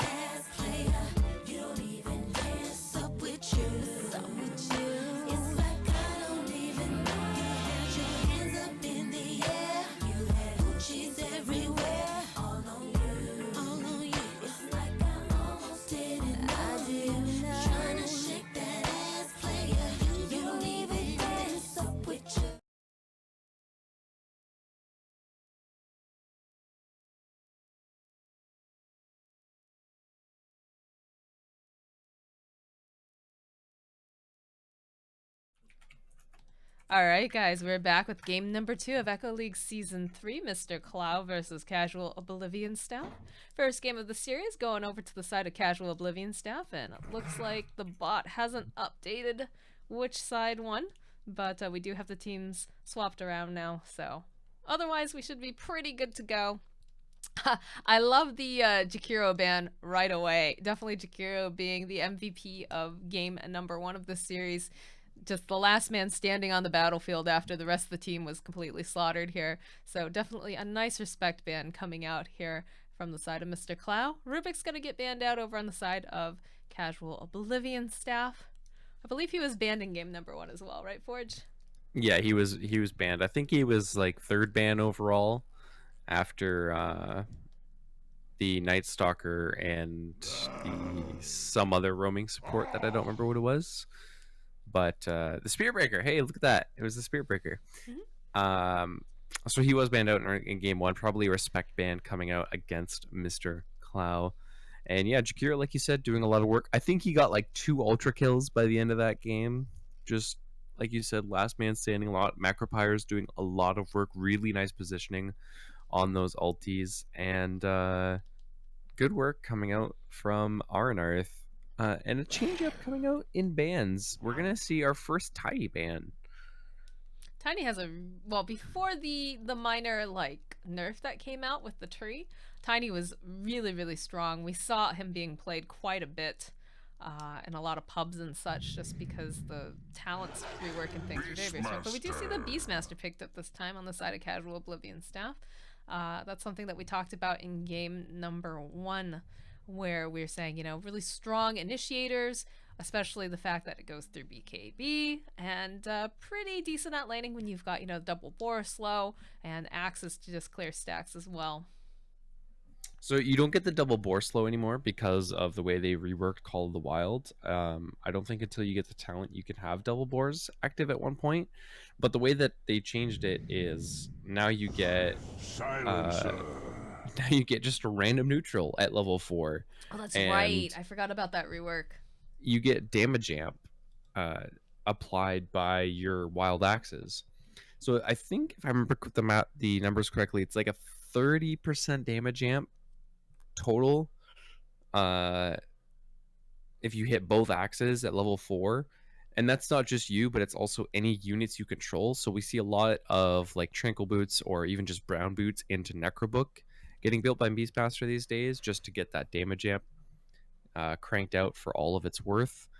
But Silencer, you know, pretty decent hero because a lot of times you want to use Beastmaster as the setup and then have that nice follow-up. So Silencer, a good kind of pseudo counter in the sense of you don't get any follow-up from your team now. Once you roar, that's pretty much all you got. You got to make sure that your positioning's good and that you don't get caught in that roar, though, or else it's pretty much curtains for you. Yeah, that's it. The $1 million qualifier right there. The $1 million qualifier right there. But we did see Beastmaster get banned out first phase from Mr. Klow last game. They did opt to swap that ban out for I don't the think Mr. Jakiro. Klow is the one who banned it. I thought Casual Oblivion Staff banned it in game number 1. Because I remember a lot of lockdown heroes getting banned immediately over on the side of Mr. Klow. No, it was Mr. Klow. It was? Okay. I'm pretty sure. I could be wrong. I'd have to look at the tape to be 100% sure, but I'm pretty sure it was Mr. Klow. For some either reason, way, I thought it was the Night Stalker, then the Spirit Breaker, and then the Bane ban coming out from Mr. Klow in game number 1. maybe you could be right. Either way, he gets through the bans and gets first picked up. So obviously, both teams valuing him very highly. Mirana and Venge gonna get picked up here. I like this as a follow-up to both of the picks here because Silencer almost always going to get run as a support. Beastmaster is a dedicated offlaner. You could run him as a mid as kind of like a meme strat, but not really that viable. But both Avenge and Mirana leave you a lot of flexibility. Mirana, you have that roaming. You could run her off lane, and of course you have that middle, which is very strong right now. And Vengeful Spirit, you have that nice roaming 4 as well as the position 1 carry. So a lot of flexibility coming up from these drafts. I got rolled earlier today with a Vengeful Spirit position 1. Felt really, really awful. Especially when you come around the corner and you see that she has a double damager and you're just like, oh, I'm an IO. I can't be here. But anyways, lots of I mean, yeah. that's just a sad day for any support, That was but IO that was especially. particularly, and you just beg your chorus to move a little bit further away so you can tether to them, and they're like, "I'm coming." They run right for you. I'm like, "No, that's not what I need right now." But anyways, back to this draft. No Medusa again in this particular game. We saw that banned out in game number 1, and then also the Jug's gonna get not a respect ban, but actually, yeah, there was a respect ban coming out against Shazam here. Shazam played quite a nice Jug. Had a very nice laning phase in game number 1. Didn't have to worry about anyone really messing around with his farming, especially with the Shadow Shaman and lane support. So He had like 70 CS by 10 minutes, and then at 20 minutes had double that to 140. So a very, very clear respect ban coming out from Mr. Klow. He got insane amounts of farm. And the Ogre, I mean, I love this hero so much. Not necessarily because he's exciting, but every once in a while you just hear those voice lines that just make you so happy and laugh. I like it with the what was it, the TI, the scuba Yeah. mask and everything where he's at the beach. I like that one a lot. Oh yeah, that's great. And instead of the club, the giant club, he's got a little shovel, Shovel? the little Yeah. plastic shovel. That's great. But a really nice support, both in terms of amping up the Vengeful Spirit, if that's their core, and a complementary Beastmaster. So a lot of attack speed, a lot of right-click damage coming out. The one thing that this does kind of push Casual Oblivion Staff's draft towards is a very physical damage lineup. So I'd like to see a high magic damage mid laner or supplementary support to kind of round out their damage types, because right now it's very easy to itemize against them. You just build armor items and you're going to be fine for all of your heroes. I just like how you called it the complimentary Beastmaster. It sounds like you're checking into hotel, and with every stay you get a free complimentary Beastmaster.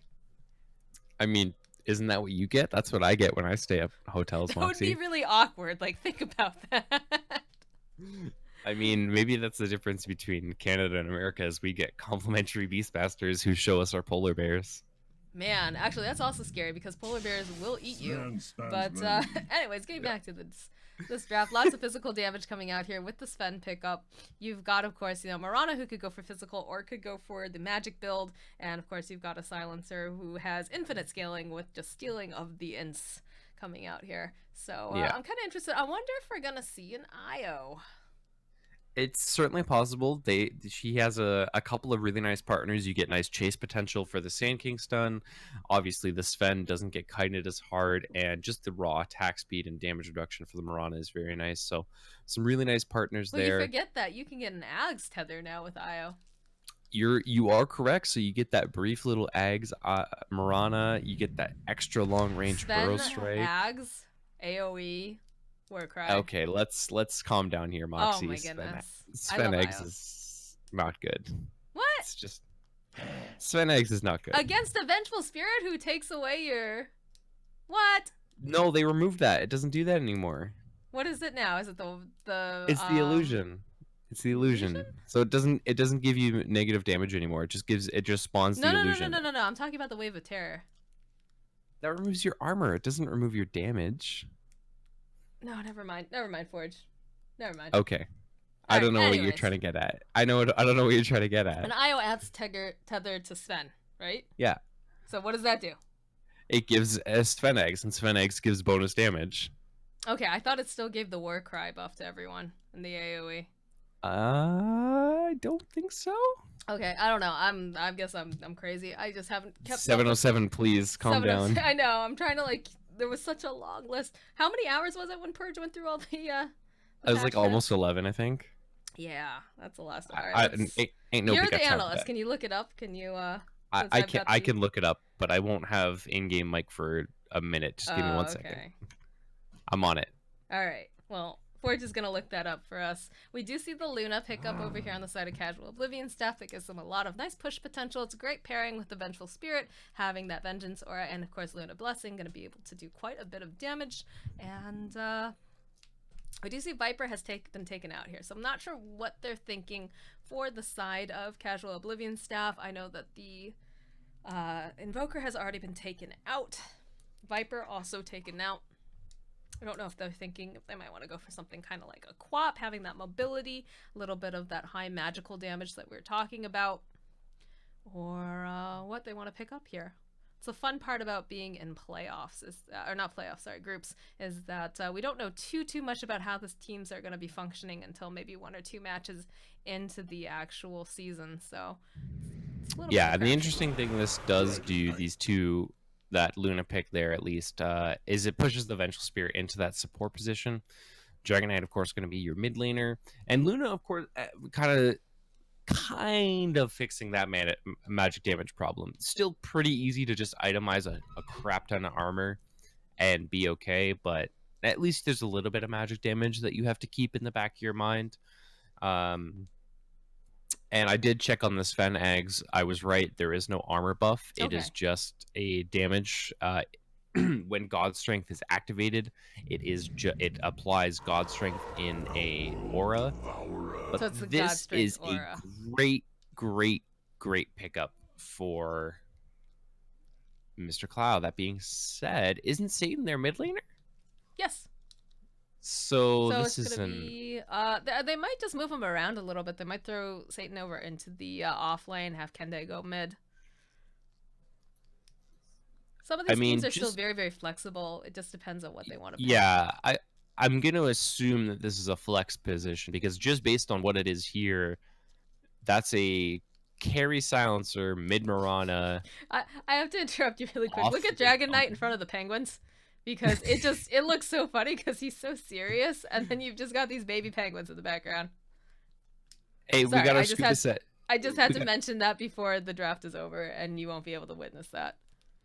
I am glad that you pointed that out to me. You are 100% correct. Also, we got our scuba set for Ogre, Oh, so that is yes. And the whirly gig, perfect. We've got the fancy ocean set on Satan over here, as well. That lionfish set. lots of nice cosmetics coming Does out. OD not have a set on Kende? No, he does. That's not base set. That is a set. Okay. I don't think it's a full set. I think it's just pieces of it. But it's definitely a different staff, and Oh, I I couldn't see think the it's a staff. different head. I think it's The a wave different head dinosaur. as well. Okay. All right. But I don't think it's a full complete set. All No, right, it's a different tail, so I think it might be a complete set. Maybe. All right, so over on the side of the Dire, we have casual Oblivion staff Shazam. It's going to be reprising his role as a safe laner here on this Luna. We have Seville going to be playing that Ogre Magi. OH17OF going to be playing the Dragon Knight, and I will not be calling that out very quickly in the middle of a team fight. Sorry, guy. John the Green will be off lane on the Beastmaster, and Aranarth? Arnarth. I can't talk apparently tonight, and I can't read either. We'll be playing the Vengeful Spirit. We're gonna get a smoke top lane. Yeah, Radiant. Kende's gonna be playing the OD. Cloud9 gonna be playing the Sand King. Satan will be playing that Marana. Big Bad Wolf will be playing the Silencer. So that's a little bit of a switch up because Big Bad Wolf was the position 1 core originally. Oh, they see the Luna. They see her. She doesn't see them because of Can smoke. they line up the Astral with the arrow is the $1 million question. Smoke broke. Smoke broke. Can they coming forward here? Magic Missile comes out immediately. They'll try to follow up. They should know that there's a Marana standing nearby. There's going to be a nice Ignite thrown out. And looks like they should be able to get this. I mean, this This is is? gonna Yes? be... No? Oh, that Ravage coming out from Cloud9. He's got to pay for that with his life. That was a flashy play there, buddy. Looks like Dragon Knight going to be able to get first blood. So they're gonna get 3 runes. 2 runes? Oh, Cloud9 or John the Green got both of the bottom runes. So 2 runes for 2 runes and first blood. That's an Ooh, advantage that's great. definitely for the Dire. And then, of course, let's not forget ABYXZ on the stun down here. We didn't get to announce him earlier because of that smoke top. So this is kind of interesting. We've got a total, like, role swap up here. Satan playing the off lane and Kende playing that mid lane. Probably just a comfort thing. Kende probably being more comfortable on that OD And Stormhammer Satan comes out probably- here over onto John the Green, followed up with a nice Burrow Strike. They're going to put out as much chip damage onto him as possible. A bit of body blocking coming out as well. We'll go ahead throughout the board, try to get some more slow. Body block still coming out here from Cloud9. They're really giving chase. I don't think they're going to... Oh, yeah, they will. Just enough time for them to get Stormhammer and Burrow Strike back up. Man, Now he that has was no mana, though. they are very lucky that that kill worked, because that was really bad stun stacking right there. But he was low enough on HP that just the raw magic damage was good enough. And I mean, the really good thing is that the way that the Radiant draft has worked is they have lots of setup from Mirana Arrow between the Imprison, Sven Stun, and even the Sand King Burrow Strike. Lots and lots of setup for that Mirana Arrow. Would expect to see Satan land a lot of really long duration arrows. So you hear that, Satan? Every arrow that you missed, we're just gonna unrelentlessly blame you. Oh yeah, there's no excuse in this game to be missing arrows, unless it's a blind glory shot arrow. If he's going for just like Ooh, that cheeky play, the leap forward to grab the bounty, right in between both the supports here on the side of the Dire. man, leap charges is the greatest thing that's ever happened to Mirana. Yeah, I it just seems need to pretty say that. ridiculous, honestly. It's so good. I've enjoyed Mirana a lot since that happened. And DK is having a pretty tough time against this OD. Just the constant denies from the Astral Spam are kind of adding up. 9 and 6 to the 5 and 2 for Dragon Knight. He's gonna have to go ahead, eat himself a tree over here. And look how far Kende's playing up. He's not afraid at all. It just banishes him behind the tower. Doesn't even care here. It's gonna be a bit of a tough lane here for Dragon Knight. Dragon Knight has the tankiness to Ooh, take top all lane this Satan. harass. Is he gonna be able to get himself out? Magic Missile coming in here. They'll throw out the wave of Terra Lucent Beam. We'll be able to get the kill. Cat Lady versus Cat Lady. Shazam. Gonna be the better Cat Lady here. I mean, technically, Mirana is Luna's boss, so that's some. I mean, that's some insubordination right there. Is You're she the according to boss? the I don't lore. think she is. Bottom lane though, Big Bad Wolf in a little bit of trouble here. That Ignite slowing him down quite a bit. They'll turn back around. Looks like might be able to turn this and be able to get a kill over onto John the Green. Yeah, they'll use the Storm Hammer. He's kind of blocked in here with the trees. They kind of need maybe one more person to throw out a little bit more damage. They will have a Burrow Strike in about 1 second. We'll jump forward. Can Sven get this one more hit? Yes, he'll be able to get another kill on John the Green here in the bot lane. And now Ogre going to try to juke himself around here in the trees. Does not have a TP. I would almost recommend that he grab one from the secret shop as he ran away. But I'm sure at this point he's just kind of like, oh god, I'm stuck in the Radiant jungle with 3 heroes that really hate me.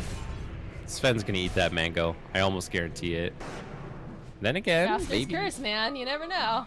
Yeah, he's... Oh, poor Ogre. Stuck between a rock and a hard place. Cloud9 will be able to get that kill. So Sven's got a lot of kills, but he's missing out a lot of CS. He's got like half the CS that this Luna does. And kills have that kind of diminishing return problem where the more and more you get them, they're not worth as much. Like that Ogre kill was worth as much as just hitting 3 creeps. So Ending. if they keep going for these, it's actually not going to pay off for the Radiant. Rotation Oh. coming out here. Cloud9, he's got that Burrow Strike. We'll go forward. Kende trying to put out some damage here. We'll be able to throw him up. There's an Invis Ogre, though, standing nearby. We'll be able to go ahead, throw him onto that SK. And now it looks like Kende, can he get this kill? We'll be able to get the XP, but it looks like Ogre also going to be able to clean up. And now it's just a 1v1 mid between Cloud9 and Siebel here. Ogre's going to be fine. He's too tanky, and he's got a salve. Oh, yeah. Does he still have a mango? Yeah, for the extra regen. It's just funny to watch the two of them very slowly tap each other to death. I mean, you just gotta thunk them on the head, Moxie. That's all. That's the Ogre game plan. It's just bonk them on the head. I just like to boop. Just boop everyone as you run by. Is that the IO version? That's the IO Crystal Maiden. Like, I guess Crystal Maiden snowball, so you just hear like a pith noise as you throw like little specks of snow at them, but usually I just say I boop them.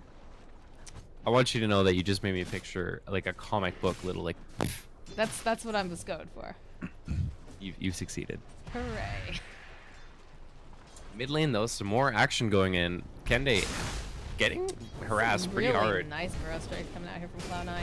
Although they were kind of standing in a little bit of a line here. Cloud9 needs to be very, very careful. Nice rotation coming out from Big Bad Wolf, though. They'll be able to go ahead, use the Dragon Tail over onto Kende.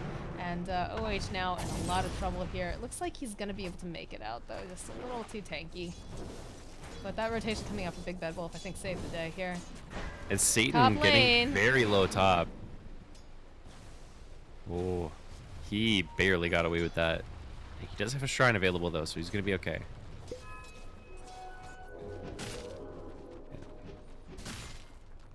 I don't know how I feel about off-lane Mirana though. The one thing I'm a little worried about for... Oh, we're gonna hold on that. Yeah, we'll be able to go ahead and use the Astral Imprisonment. They're gonna dive behind the tower. That arrow though, Satan! Oh no, not like That was this. rough. That was Doesn't matter. rough. Kende secures that kill. But the one thing this off-lane Mirana does kind of leave them weak on is going to be initiation for a very long time. With support Sand King, it's going to be tough for them to get, you know, nice early blink daggers. And Mirana, as much as I talk about how easy the setup is, for initiation purposes, banish into arrow is not the easiest like initiation setup. It's not how you want to start your team fights. Whereas on the flip side, you have Venge Swap, you have Blink Roar, you have Blink Dragon Tail. I just feel like the ease of execution is in the favor of the Dire. We lose John the Green in the bot lane again here. That's 3 deaths down in the bot lane. He's having a little bit of trouble. Top lane, they actually go ahead. They use the Luna ultimate, and she still gets taken down here. Satan gonna have to leap himself away. Cloud9 finds himself another Burrow Strike. Wants to put as much damage as he can over onto this Vengeful Spirit. Nice magic missile coming in. Can John the Green clean up? He's got the chase on. He's got Burrow Strike in 1, though. I think he should be just fine here. Followed up with Big Bad Wolf. Oh, those axes! 4 hit points. Oh, that is a feels bad man right now. That's really rough. So he is going to be close. okay, though. He's going to be fine. He's going to get away. And, I mean, as much as I was talking about diminishing returns, Sven is ahead of Luna in terms of net worth right now. It's a small lead. It's about 200-300, but a lead is a lead. And Luna, Indeed. definitely not a farm definitely not a hero you want to fall behind on farm. No. We've got an invisible OD making his way to the top lane. And Shazam, I don't think has any idea right now, so this will be interesting. Looks like he will back off, though. They do have a sentry ward over here on the side, so I'm guessing that, yeah, they spot out Kende with this. And she says, nope, I don't want anything to do with this. I'll see you later. Yeah, no Eclipse, no backup, and just, I mean, just no reason to be top lane anymore. So nice call there to back up. And this does leave mid lane free for the Dragon Knight. I'm not going to try and pronounce that name, so it's going to be Dragon Knight. Does Is that leave OH? him here. I just call him OH. OH, sure. He's going to put a bit Nine of coming pressure. around the but- corner. He's got that Burrow Strike. We'll jump immediately forward here. Couple spells being thrown out here by the Silence. Kende coming forward. Dragontail's already down. We'll be able to go ahead, throw him into that Astral Imprisonment. The TP coming out, though, from Venge. Now, this guy is super, super tanky. They will go forward, get that stun off yet again. The Ogre's going to go ahead, do a TP in as well. Cloud9 sitting very, very low. He needs to get himself out of this predicament. Should be able to walk away. They've got their eyes focused on something else. Oh, no, but there goes the Wild Axes. He's not walking away this time. And now Big Bad Wolf going to have to run himself away, try to hide into his tower. Oh, that evade chance, though. Can he juke himself around just a little bit more? Looks like they're going to be able to get him. Oh, she wants to wind up with that Lucent Beam. The ankle's being broken, but they will find him eventually over here onto the side. And I mean- Kende now needs to probably just get himself Drop the away. hammer. Drop the hammer. If you... Will Yes. go for it, gets the kill over onto the Luna. And now it looks like Ogre has no mana left. Throws him I mean, as this well. OD is just wrecking. It's actually insane. If he was a higher level, he'd have something like 30 or like 20 or 30 in right now. Because he's got 11 Yeah, he's hits only got off. 1 point in the orb right now. Yeah, he would have 44 in. If he was a higher level, he would have 44 stolen intelligence right now. Like, he just got so much done there. And that was a 5-man rotation for the Dire. Meanwhile, Satan's up top farming, and down bottom, ABYX is farming as well on this Fen. He's got his boots, he's got his Mask of Madness, and he's almost 1,000 gold towards his Blink Dagger now. So, very nice farm coming out from Mr. Klow. Mr. Klow. Plow.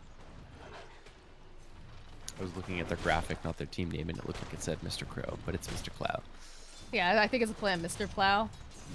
Gotcha. All right, let's check in with Shazam here at top. Almost got that Dragon Lance here. Sitting at third net worth, most net worth right now, and a lot of movement coming here bottom. It's like they've got their eyes over here. Now, Klow has been doing pretty well here. There's a jump forward, though. There's something happening in every single lane right now. There's a lot of action. I'm trying to keep my camera going. I'll keep an eye on top lane because it's probably the least. Well, looks like bot's gonna back off from all of this here. They do have God Strength. Sven's getting closer and closer to that Blink Dagger. Klow has been a part of so many different. Oh, he spots out the Hawk here.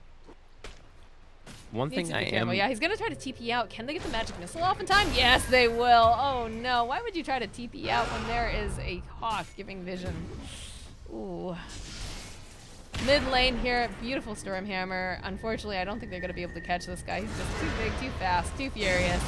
They use the God Strength though, and it looks like Kende, he'll go ahead, he'll pop his stick here, get the kill over onto Dragonite. Can they get the kill over onto John the Green as well? He tries to buy him a little bit of time. Kende is now very much toast. I don't know. He might be able to outplay it. I don't know. There's a lot of people pincering on him.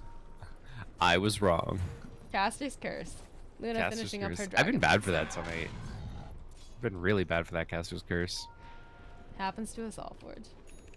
And with that one kill, or actually I guess with the kill on top on Satan as well. So with those 2 kills there, Shazam propels himself to top of the net worth, even ahead of Mr. Sven. Satan needs to be very careful here. There's a lot of people top. Yeah. It's a dangerous game. Treads are completed for the Mirana. We're going to probably see... We're going to see where he wants to head to now. I would almost like to see the magic damage build from him. Because I feel like they've got a lot of physical burst. But I wouldn't be surprised to see him get the physical damage. It's just very strong right now, especially with the leap charges, giving you... I mean, just insane amounts of attack speed, especially once you get that 15 talent. It's just kind of copy-paste the Mirana builds right now. And so many Blink Daggers getting built. Yeah, mobility seems to be name of the game here. We talked a lot about, you know, having that initiation early on as well. Satan needs to be very careful. Goes ahead, uses the leap. They do have Moonlight Shadow. They could try to go for some sort of an initiation with it, or they could grab a smoke, try to make some stuff happen. There. Speaking of smokes, there's one. It broke too from the Sand King down here on the low ground. Meanwhile, over on the side, it looks like Satan needing to run himself away here. He's got a lot of burn damage on him. Should be just fine though. And Sven, he's got double damage. He's almost got himself that Blink Dagger. I really think he should just go and farm that right now. But he wants to put that DD to use. Man, ODU is just such a solid pick. It deals with so many of the Sven finds himself a Vengeful Spirit. We'll go ahead, use Stormhammer, use God Strength, get the kill. And now it looks like Dragonite's in a little bit of trouble here. We'll go ahead, pop the Dragon form, but that is a massive amount of this angry Sven with the God Strength running at him right now. And they will be able to clean up, and they should be able to get a tower on top of it. Yeah, so I think a big thing for them is to make sure that, you know, that Roar is down and they know that they can take fights. But on the flip side, for the side of the Dire, knowing when God Strength is down and trying to use that to their advantage. Yeah, with God Strength down now for about a minute and Roar coming up in 15 seconds and the Necrobook just being completed, this is a big power spike. They need to abuse this, and they need to abuse this heavily. I think you gank either the OD or the Sven. Ideally, I think you gank OD because he's A, top of the net worth, B, a much bigger problem going into late game.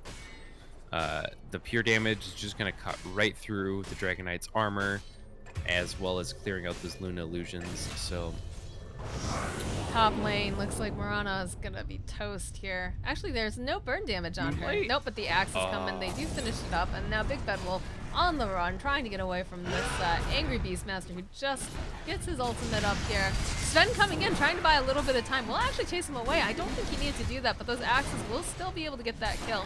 And the chase coming forward, nice swab coming out from Venge. Will be able to land a magic missile. The team's turning back around now.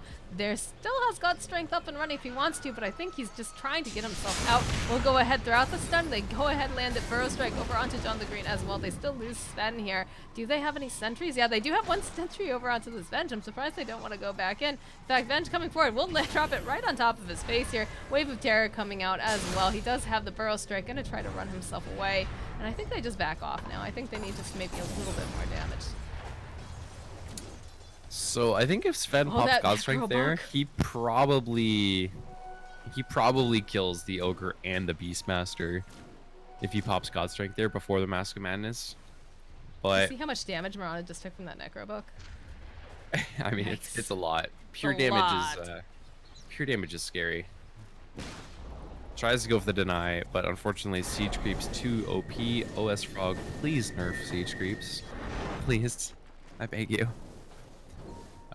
Is going to go for that Diffusal build, so we're going to see that Diffusal probably into the Maelstrom is kind of the cookie cutter right-click Mirana build. DK trying to get his own Blink Dagger, but is just getting yanked over and over. Well, the Blink's completed now over here on the Sven, so that was probably a big reveal. OD coming around the corner with an Arcane, force staffs himself, and they do manage to get more int over onto Big Bad Wolf and a kill over onto Sven. And one thing actually I didn't mention too is the kind of cute synergy between Silencer and OD being on the same team. Silencer lowers their overall intelligence throughout the game. Right now he's got it by 12, and of course OD does damage based on how much greater his int compared to yours. So throughout the game, naturally he's going to get better, but also the Silencer is going to make his ult just a little bit more powerful here and there. So some cute little synergy there. And actually has gone for a Kaya. Not a build you see on OD really at all. Does increase... I mean, it's a brand new item too, so that's probably one of the reasons why we haven't seen a lot of it quite yet. Yeah, OD as well in the pro meta, not too common, so probably one of the reasons I've not seen it too much, but I'm not sure how I feel about this. The interactions, the benefits to OD I don't see quite as much, but we'll have to see how it works out for him. I'm very curious to see how this works. So for our viewers, why don't you explain what Kaya actually is? So Kaya, it gives you some bonus intelligence, which does of course synergize nicely with an OD. It gives you that spell amplification, which is where I start to question, because really your only two spells you're amping are going to be your Astral Imprison, which you mostly use for farming in terms of damage, and your Sanity's Eclipse. I mean, if all you really need to do is just build raw intelligence items to boost that, you don't need spell amplification, and the mana cost doesn't affect you really at all because of how strong Essence Aura is. So while Kai is a very strong item, I'm just a little worried about the amplifications on an OD. I hope to be proven wrong though. Ooh, the big signs coming out here. It looks like they'll still be able to get the kill though over onto the Luna, and now it looks like our Ogre caught into a not great spot here will get taken down. They'll be able to throw out that Astral Imprisonment, buy a little bit of time, and take down this creep as well. Oof. Yeah, pure damage, still a very, very strong. And that was kind of the quote-unquote counter that Silencer offers versus the Beastmaster. Somebody gets roared, and bam, that global silence comes out, interrupts any of the follow-up that you could get. Luna barely able to get off her Eclipse, and it's way too late. Venge not able to swap, not able to stun, so really nice counterplay there from the Silencer. I felt like the rest of the team wasn't ready, almost, when they went in for that roar, and also Luna like getting caught over onto the side. They were really split up. Yeah, it was definitely a greedier roar, you could say. He kind of saw somebody he was hoping to pick off in the tree lines thanks to that hawk vision and went for it, but like you said, team not ready to go for it, and the Silencer with the global there to shut any follow-up down anyway. I think Luna needs a BKB pretty badly. I think she needs the Manta more than she needs the BKB.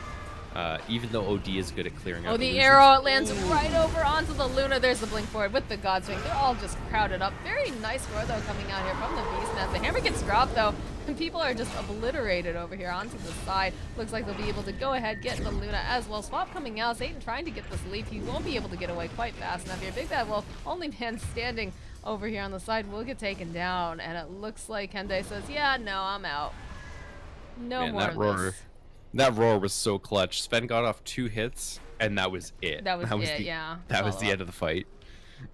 That's If he gets off any more there, the cleave damage alone probably wins that fight for the Radiant. But really nice roar coming out, and really nice follow-up. Good swap as well from the Vengeful Spirit to catch the Mirana after she's used the leap charges.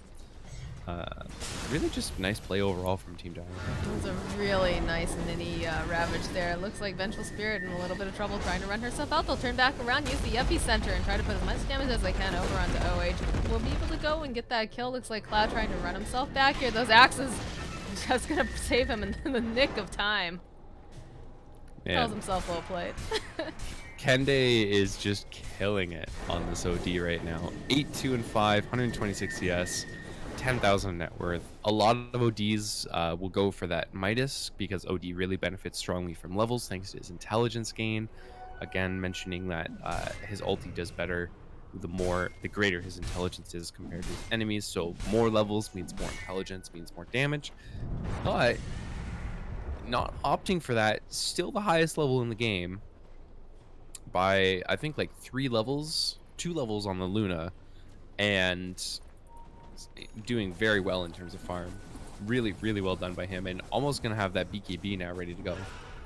Oh, there's a roar coming out over here onto Satan, and the menagerie of animals just throwing out everything. There's a Hadouken thrown out as well from the Satyr. I feel like the Beastmaster army is actually slowing him down. He just keeps walking into the Satyr here. They do spot him out though over here. Looks like Ogre will be able to throw out some damage. He's gonna try to go jump around, use that shrine. They do have plenty of sentry wards and of course the Necro Book creep. That arrow though, does he go for it? He's thinking about it, but I don't think that's a good idea. Yeah, he wanted to, but he knows. No, and the OD is very forward here. Goes ahead, banishes immediately. There's a Dragon Tail following up. AB going forward. He's just obliterated. That hammer drop though coming out from Kenny. He's gonna try to take himself around into the trees. Isn't gonna be able to quite make it. And now it looks like we're gonna lose the Sand King on top of that. He did not have Epi for that fight. He still had 13 seconds left. And Stiad basically wise baits his whole team here. Okay, so Sven needs a BKB before he tries to fight again, because he keeps ulting, blinking in, and then just getting shredded to pieces. He just melted during all of that. That was really rough to watch, and it was actually really funny too that because of the Sanity's drop, Venge got the kill with the Luna illusion that you get from the new Vengeance aura. That's actually pretty funny. That was great to watch. He just got hunted down by an unkillable illusion, and that's why he died. With the OD down, they're definitely pushing their advantages. They still have a little bit of time. And as I say that, Dragon Form goes down. Yeah, and with Bloodlust and Inner Beast just giving so much attack speed, that tier 3 melts even without Beastmaster. Or sorry, They're gonna come around without the corner, Dragon Form. they'll break over here immediately. Cloud9 tries to go and sandstorm himself out, but he's just dead. They even used the roar on him. That would have been a little much. And there goes the Vengeful Spirit. I mean, Roar is actually not that long a cooldown once you get into the higher levels. 75 seconds to ensure your escape, even if you lose the Venge. That's pretty worth it. 75 seconds is nothing. There's a BKB up and running on Kende now. That's actually so good for him. Yeah, once he gets Lincoln's, he's, I think, unkillable. And he's just going to do so much damage.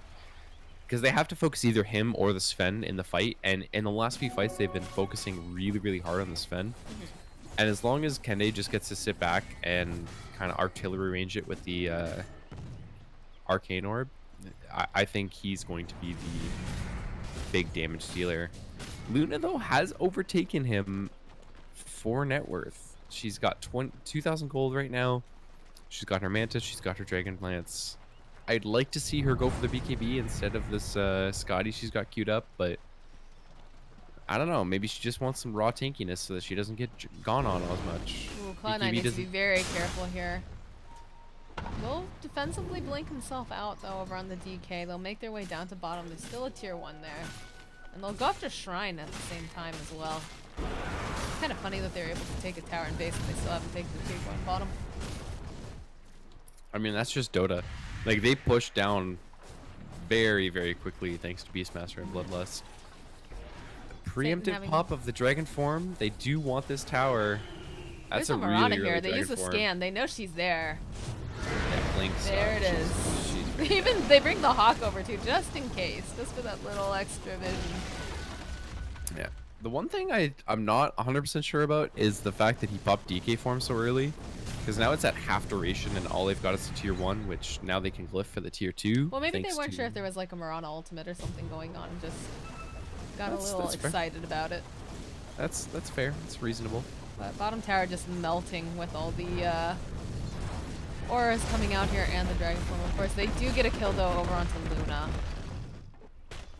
So Yeah, tier 2 for a Luna. They're kind of spread out here as well. I'm a little surprised about that coming out from the side of the Dire. I would have thought they'd like to roll as 5 mostly.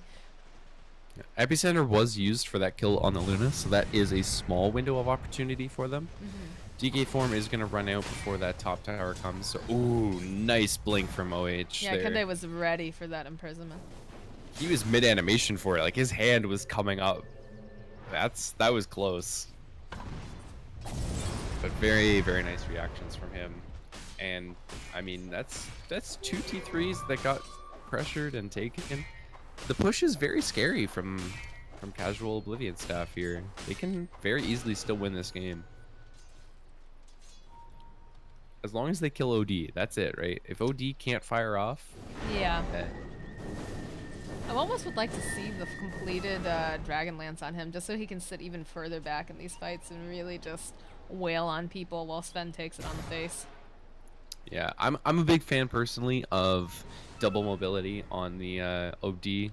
Whenever I play him, I find myself going for Hurricane Pike, Blink Dagger, like 9 games out of 10. So I'd like to see that, but we'll see actually an initiation here in mid lane. Man, that's a lot of dead people. Courier! Oh, Courier! No worries, I'm gonna cover it for you, Boxy. Oh God.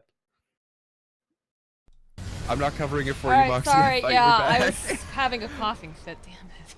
BKB comes out though over onto Kende. He does find himself an Ogre over here on the side. Nice Bro Spray coming out from Cloud9. They'll be able to throw him into banishment, get him down, and now Vengeful Spirit, she's trying to get herself over to the front. I don't think she even really wants to pop it. They do try to get this kill over onto the Mirana. Nice swap coming in, but not going to be able to get that last couple hits that they really, really need. Beastmaster has pieced out, went towards the Radiant base, and then just walked himself, or rather not walked himself, but TP'd himself to the shrine over here on the side of the Dire. My apologies, guys, about that fight.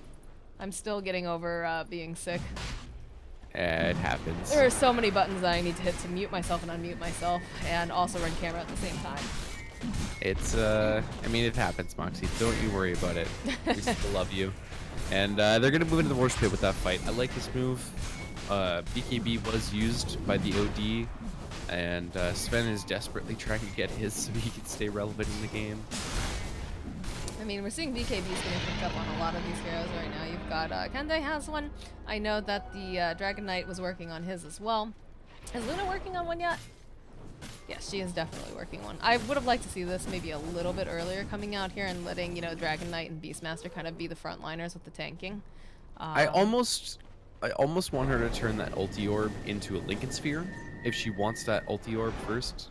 I think you go for the Lincolns because BKB doesn't do you anything if you get initiated on by, you know, a Blink Sand King into Mirana Arrow, yada yada. Like, it's, if you're already at half HP, quarter HP, when you're popping BKB, there's no point in having it. So I'd like that. I'd almost like that Lincoln Sphere, but she does have the BKB.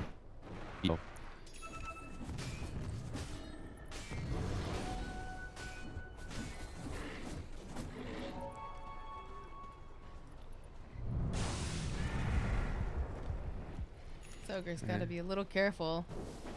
And there's Sven's BKB done as well, so lots and lots of BKB is getting picked up. That's necessary in this game when you consider, you know, OD really can't do much against heroes that have the BKB. But on the flip side, you've got a lot of hard lockdown coming out from the side of Casual Oblivion staff, which is something we talked about in the first game. We were a little concerned they didn't have enough of, but you know, this time you've got Magic Missile, you've got Roar, of course, you've also got the Ogre Stun, Fire Blast, you've got DK Dragon Tail. There's just so much stuff. Literally every one of their heroes has a way to cancel TP. Yep. It's great. I love heavy lockdown drafts. So a BKB is just very, very important for the side of the Radiant here. I guess they're gonna try to bait Satan a little bit. Arrow comes out. Oh, And Ogre. Kende, he finds himself. There's the push forward. We'll be able to go ahead, throw him Arrow. off. No, he already used it. He's not going to have arrow. Nice Glimmer Cape, though. Oh, what a player. Oh, man. The Was that glimmer of the Ogres game or was right that there. the Venge? Venge has No, one. that was... Oh, Venge has one? Arnarth. I thought that was Ogres. No, it's Venge. That was Clutch. That was Glimmer of the game right there. That was definitely clutch during that. That was MVP. I believe he was a Jakiro in game number 1, and he already knows that he is MVP, apparently, so. I mean... I'm sure his team loved listening to him. Speaking of Lincoln Spheres, from a conversation a minute or so ago, Mirana, Satan himself, is going to go for Lincoln Sphere to try and deal with that instant initiation he's been dealing with. He's been getting picked on a fair bit. There's so many stuns, though. There's so many things to break that Lincoln's. I'm not sure. It's less about the amount of stuns and just about that initial one. With a hero like Mirana that has those leap charges and the Hurricane Pike, if you can just stop that first one from coming out, you can, you know, just leap and then leap and then leap. So Mirana's a pretty good hero for that. OD as well, right? You get your first one broken, and then you either force staff or imprison yourself or imprison somebody, and then you run away, whatever it might be, right? Well, it looks like they're going to trade towers here. They used a smoke to go into the Radiant jungle, but all the Radiant heroes are top. This is not a good move for the Radiant. They need to go and defend right now. Yep. Like, Dire takes Luna's going to do too much damage onto the towers. The Luna, the Dragon Knight, the fact that there's a Beastmaster and an Ogre, like, they take towers way faster. Yeah, someone TP's right now. I think it's like the Sand King. Sand King's going to make his way home, so is the Silencer. They are need all to defend going. this. Look how fast the towers are just melting, George. OD is TPing, Nice but I feel like epicenter it coming in here. There's going to be thrown out immediately. That silence. BKB is getting popped on both sides here. That's a nice Lunar Eclipse coming out. And looks like Kenda, he just can't figure out who he wants to hit. He can't hit the Luna because she's got the BKB. You can hit the Dragon Knight. His BKB was up too. And they actually lose the Aegis during all of that. Satan actually going to get taken down as well. And there's the chase coming out. Should be able to get the kill over onto the Dragon Knight. So that was worth it. I mean, I almost want to. I'm almost 100% sure that was worth it, because they don't have, like, Sven's too low HP to try and clear out these waves. OD doesn't clear waves very fast. Satan kind of does, but he doesn't have the mana to keep it up. And Dragon Knight, my champion, my hero, he's PTFO, Moxie. He's playing the frickin' objective. He got that melee Rax, and he almost got the range Rax with it. So I actually forgot that Kende had the Aegis. So I thought that he was just taken down. There's a buyback coming out here from the Luna. Now, they don't have Primal Roar up. They don't have the Lunar Eclipse. They should be able to get this tower. Tower is good, but I don't think they go for anything beyond that. Yeah, in fact, they're actually going to bail. They got the buyback, so they're kind of happy with. Look at John, he really wants us here. He has the Roar. This is looking real bad for Kende now. There's a jump forward, but it doesn't matter. Kende's still probably going to get taken down here. Lots of physical damage coming out. Trying to chase after Luna, but he just can't catch her. Turning back around. They've got their eyes here over onto this Ogre. One more hit. We'll be able to take him down. There's a multicast coming out, but not quite enough damage. Shazam, he's running. He's trying to get out there. They were looking for that Burrow Strike, but it's not up. Look at the Klow. He wants it. We'll be able to chase Luna all the way back to the base. Oh, no. Dragon Knight, though, he shows up at the edge. Will be able to get a kill over onto that Sven, and now Satan will have to go ahead. He pops that Moonlight Shadow, tries to find himself a way to get out here, will force staff forward and get chased after by this Dragon Knight. They don't have a gem on him. I think he's going to be just fine here.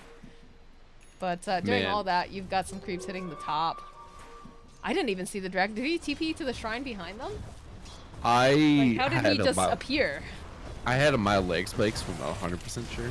Oh, okay. But what I do know is that Luna buyback could have been game And now it might swing back the other way. If Satan That was dies ballsy coming out from Satan. He doesn't know if they have a sentry ward there. I think he just give up his racks. Oh. Sven buys back. There's a jump forward here. They're Epi. channeling up the epicenter. There's not a lot of mana over here. The silence comes out at the last second. We'll force them back. That was the 9-second BKB on DK, just so he could get away there. So a slight victory, but not a big one. Oh, they Not a TP. big They one. find him over here. Looks like Sven. He pops the God Strength. Arrow comes in from Satan. It's a little off the mark, though. And trying to get some body blocks here. Putting out plenty of damage. We'll be able to take him down. There's double damage over onto the Beastmaster. He should be able to just run himself out. But DK has buyback. Luna's up. I don't know. This is tough. I don't know if they go for this push. Roche isn't up for another. He doesn't even maybe spawn for 45 seconds. I think you just push out waves here. I don't think you go for high ground. No, It's you too definitely risky. don't go for high ground with buybacks on cooldown for Sven. Unless you can get the Luna. If you can somehow manage to get a pick on the Luna, then maybe you go high ground here. But Luna, being really smart, knows that there are people in her jungle, will go and hide out in the Radiant jungle, working on a Scotty as her next item. Yeah, she's just looking to get as tanky as she can, and Yeah, that Sven just slices her up if he's 1v. Oh boy, Kende, he's gonna get bored. They're gonna very use dead. the Eclipse. They're gonna summon the troops, and there goes OD. Yikes. Does have buyback though. so I think what should happen here is Dragon Knight sells his power treads, gets Boots of Travel, and just shows up bottom lane, and they take this bottom lane.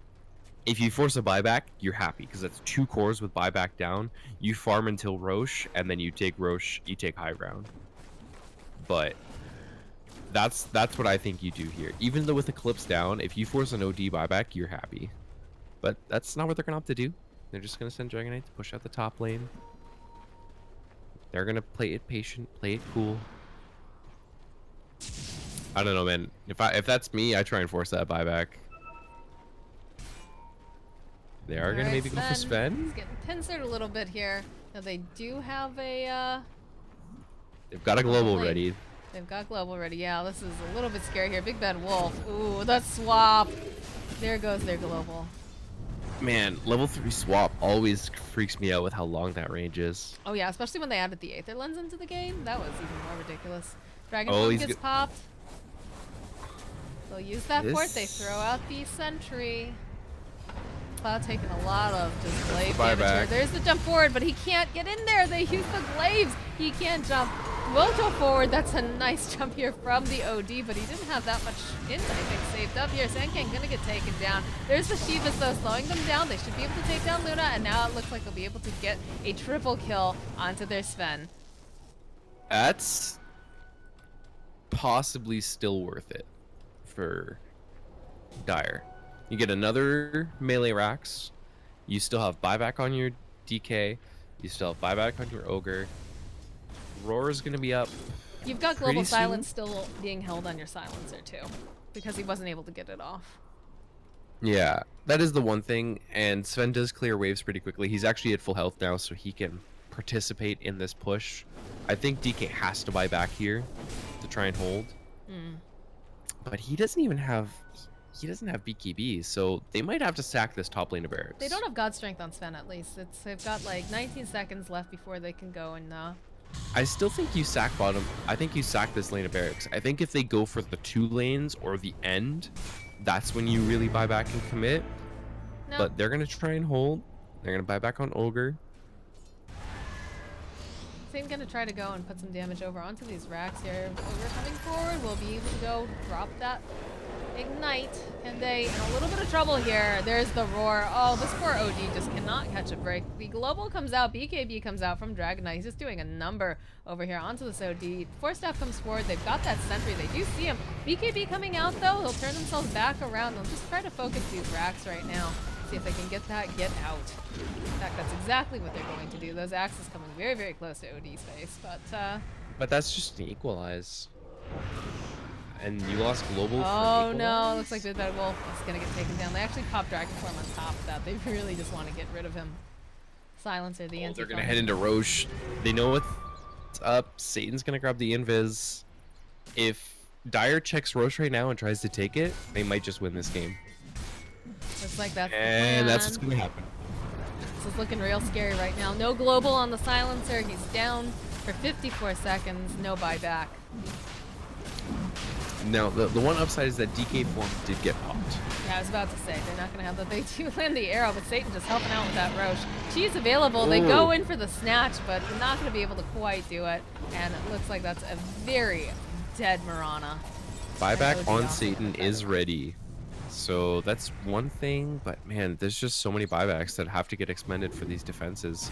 Cheeky Satan plays getting here. very greedy with his play. Yeah, Cloud9 got to get out of there. He's got to just book it right now. Luna running at him full tilt here, looking to get that stun up. Will be able to blink himself out. Mirana will go ahead with the buyback.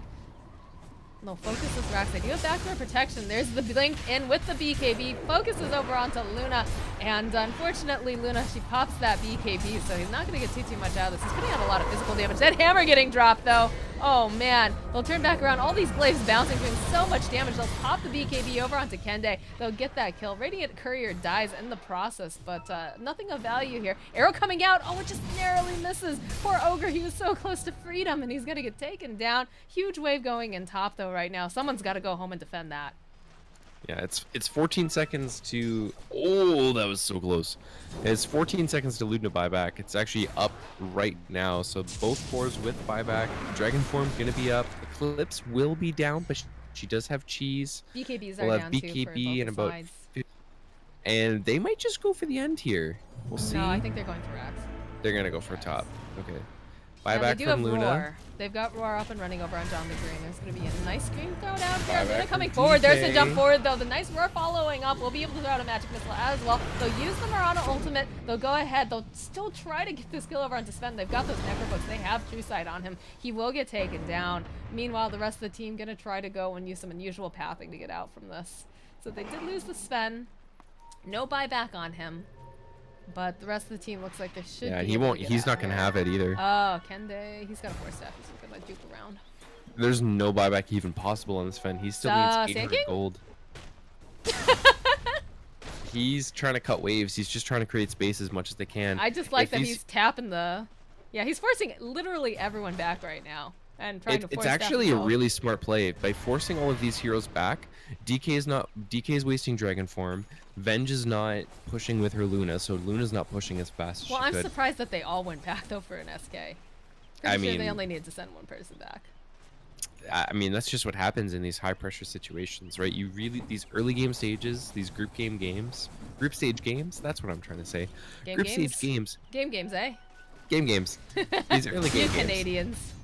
Oh yeah, eh?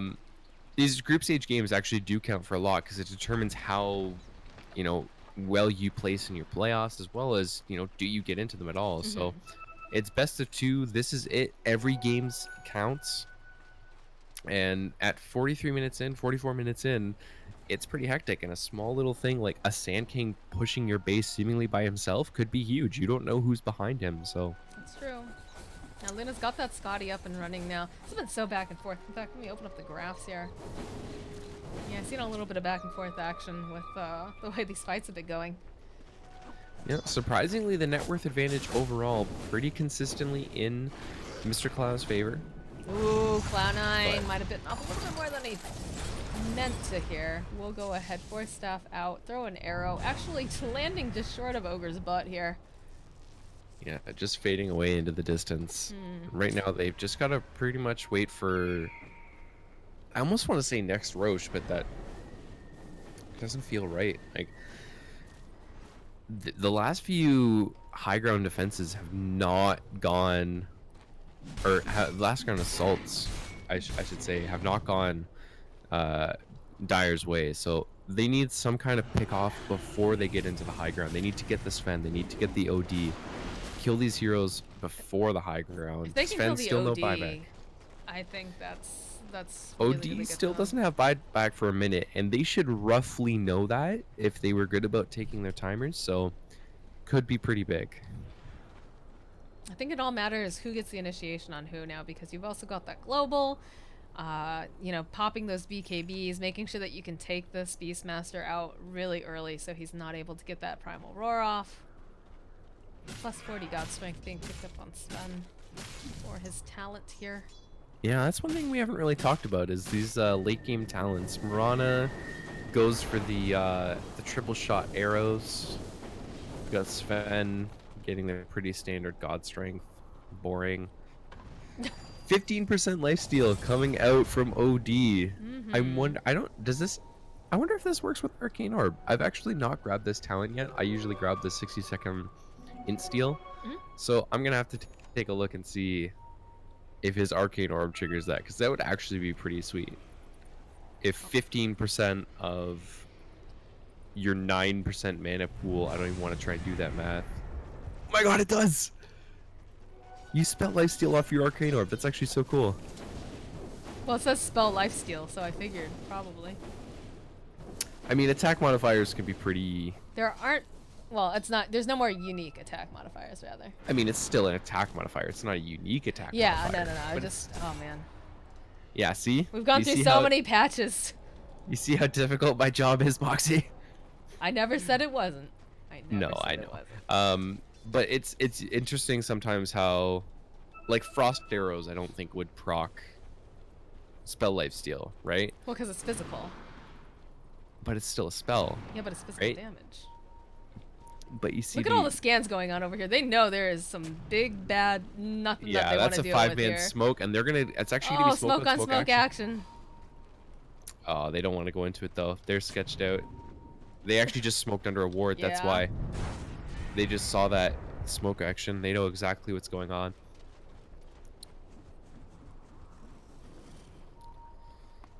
And they're pinging out for bottom. Meanwhile, Satan's drawing lines for... Or actually, Sand King's drawing lines for a hook around into bottom lane.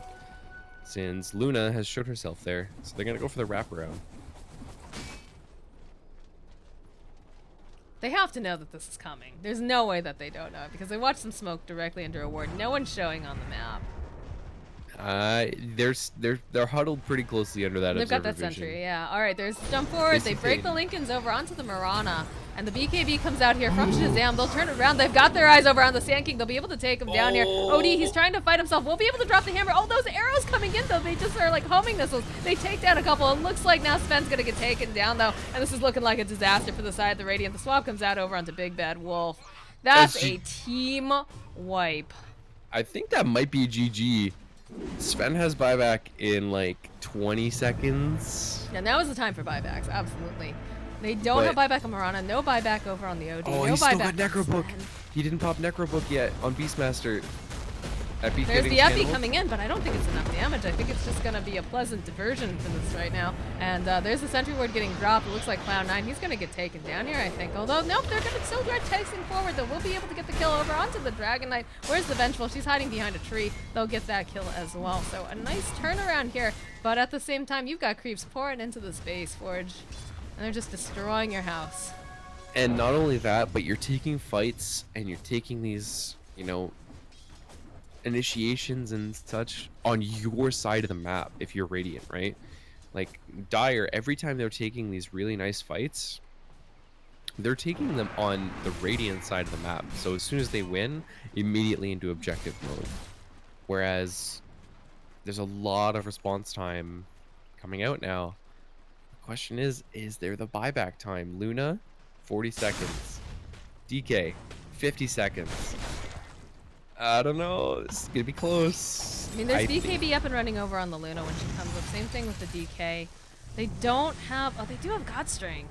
The roar's gonna come out. All right, there's a nice Burrow Strike coming in. BKB comes out, though, and they're going to try to man-fight each other. Sven actually doing a pretty decent amount of damage, but BKB is over now. This is looking real scary. This is a dead Sven. That's buyback. He is not... Yeah, oh boy. There's the sentry getting dropped here as well. Cloud9 being forced to just run himself out, and he's going to get downed. What just happened there? What's that LD phrase? Ding ding ding something or other, right? Right. Yeah, that's pretty much what just happened there. Just multicast after multicast Oh my coming out on that gosh. spin. BKB down at 5 seconds. You really got to make it count. All right, still no Roche. Still no Roche for another minute.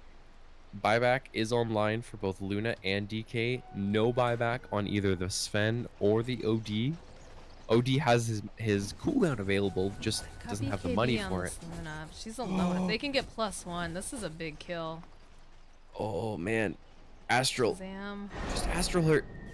Hey Satan, There's so many other your people that's getting nearby. Arrow coming in though, nice BKB coming out here. Kende's in a little bit of trouble though. Go ahead though, use the Mirana ulti. Moonlight Shadow, it's already down though here for the BKB, and they pop Dragon Form on top of that, so maybe a minor victory for the side of the Radiant because he's not hitting any buildings right now, but... They got BKB on the Luna, which is good, but they use Global, which is bad. I think this is still dire favored. I think all in all, with the amount of push they have and the fact that Sven is down for another 30 with no buyback, and the fact that OD like cannot die, he just can't do it.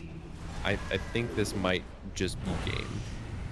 They're gonna give it a shot though. BKBs get popped over onto both sides here. Kende, he's in so much trouble. They'll be able to swap him back with that roar. He's all alone. That's a dead OD with no buyback. Still chasing after this poor Silencer. Silencer's gonna get taken down. Yeah, the GG gets called, and Casual Oblivion staff gonna 2-0 the series.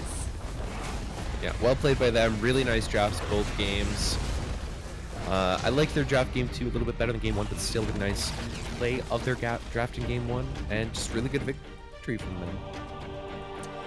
All right, guys. Well, thank you so much for watching. We've got lots more of EchoLeague Season 3 coming up this week. We have another game, I believe, Wednesday night. We should have quite a few more coming up. So if you like the game, if you like the cast, follow us. My Twitch is twitch.tv/MoxieCast. Forge's Twitter is @ForgeDota.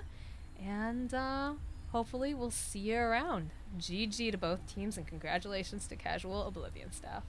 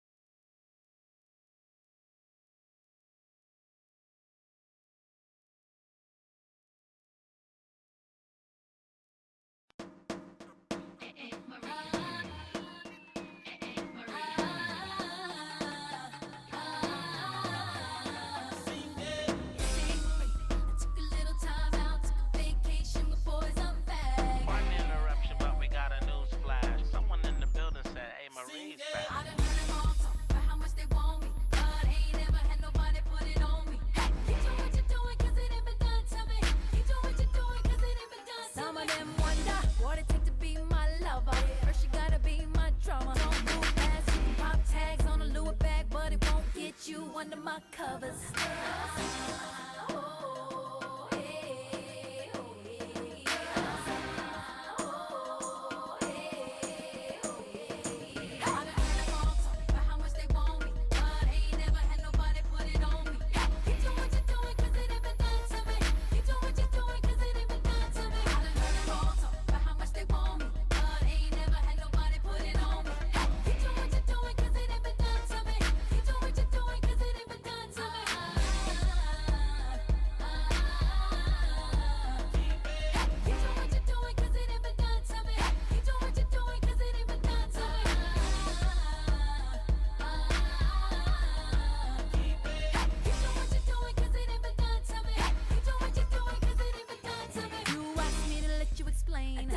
Same talk, same game, same thing.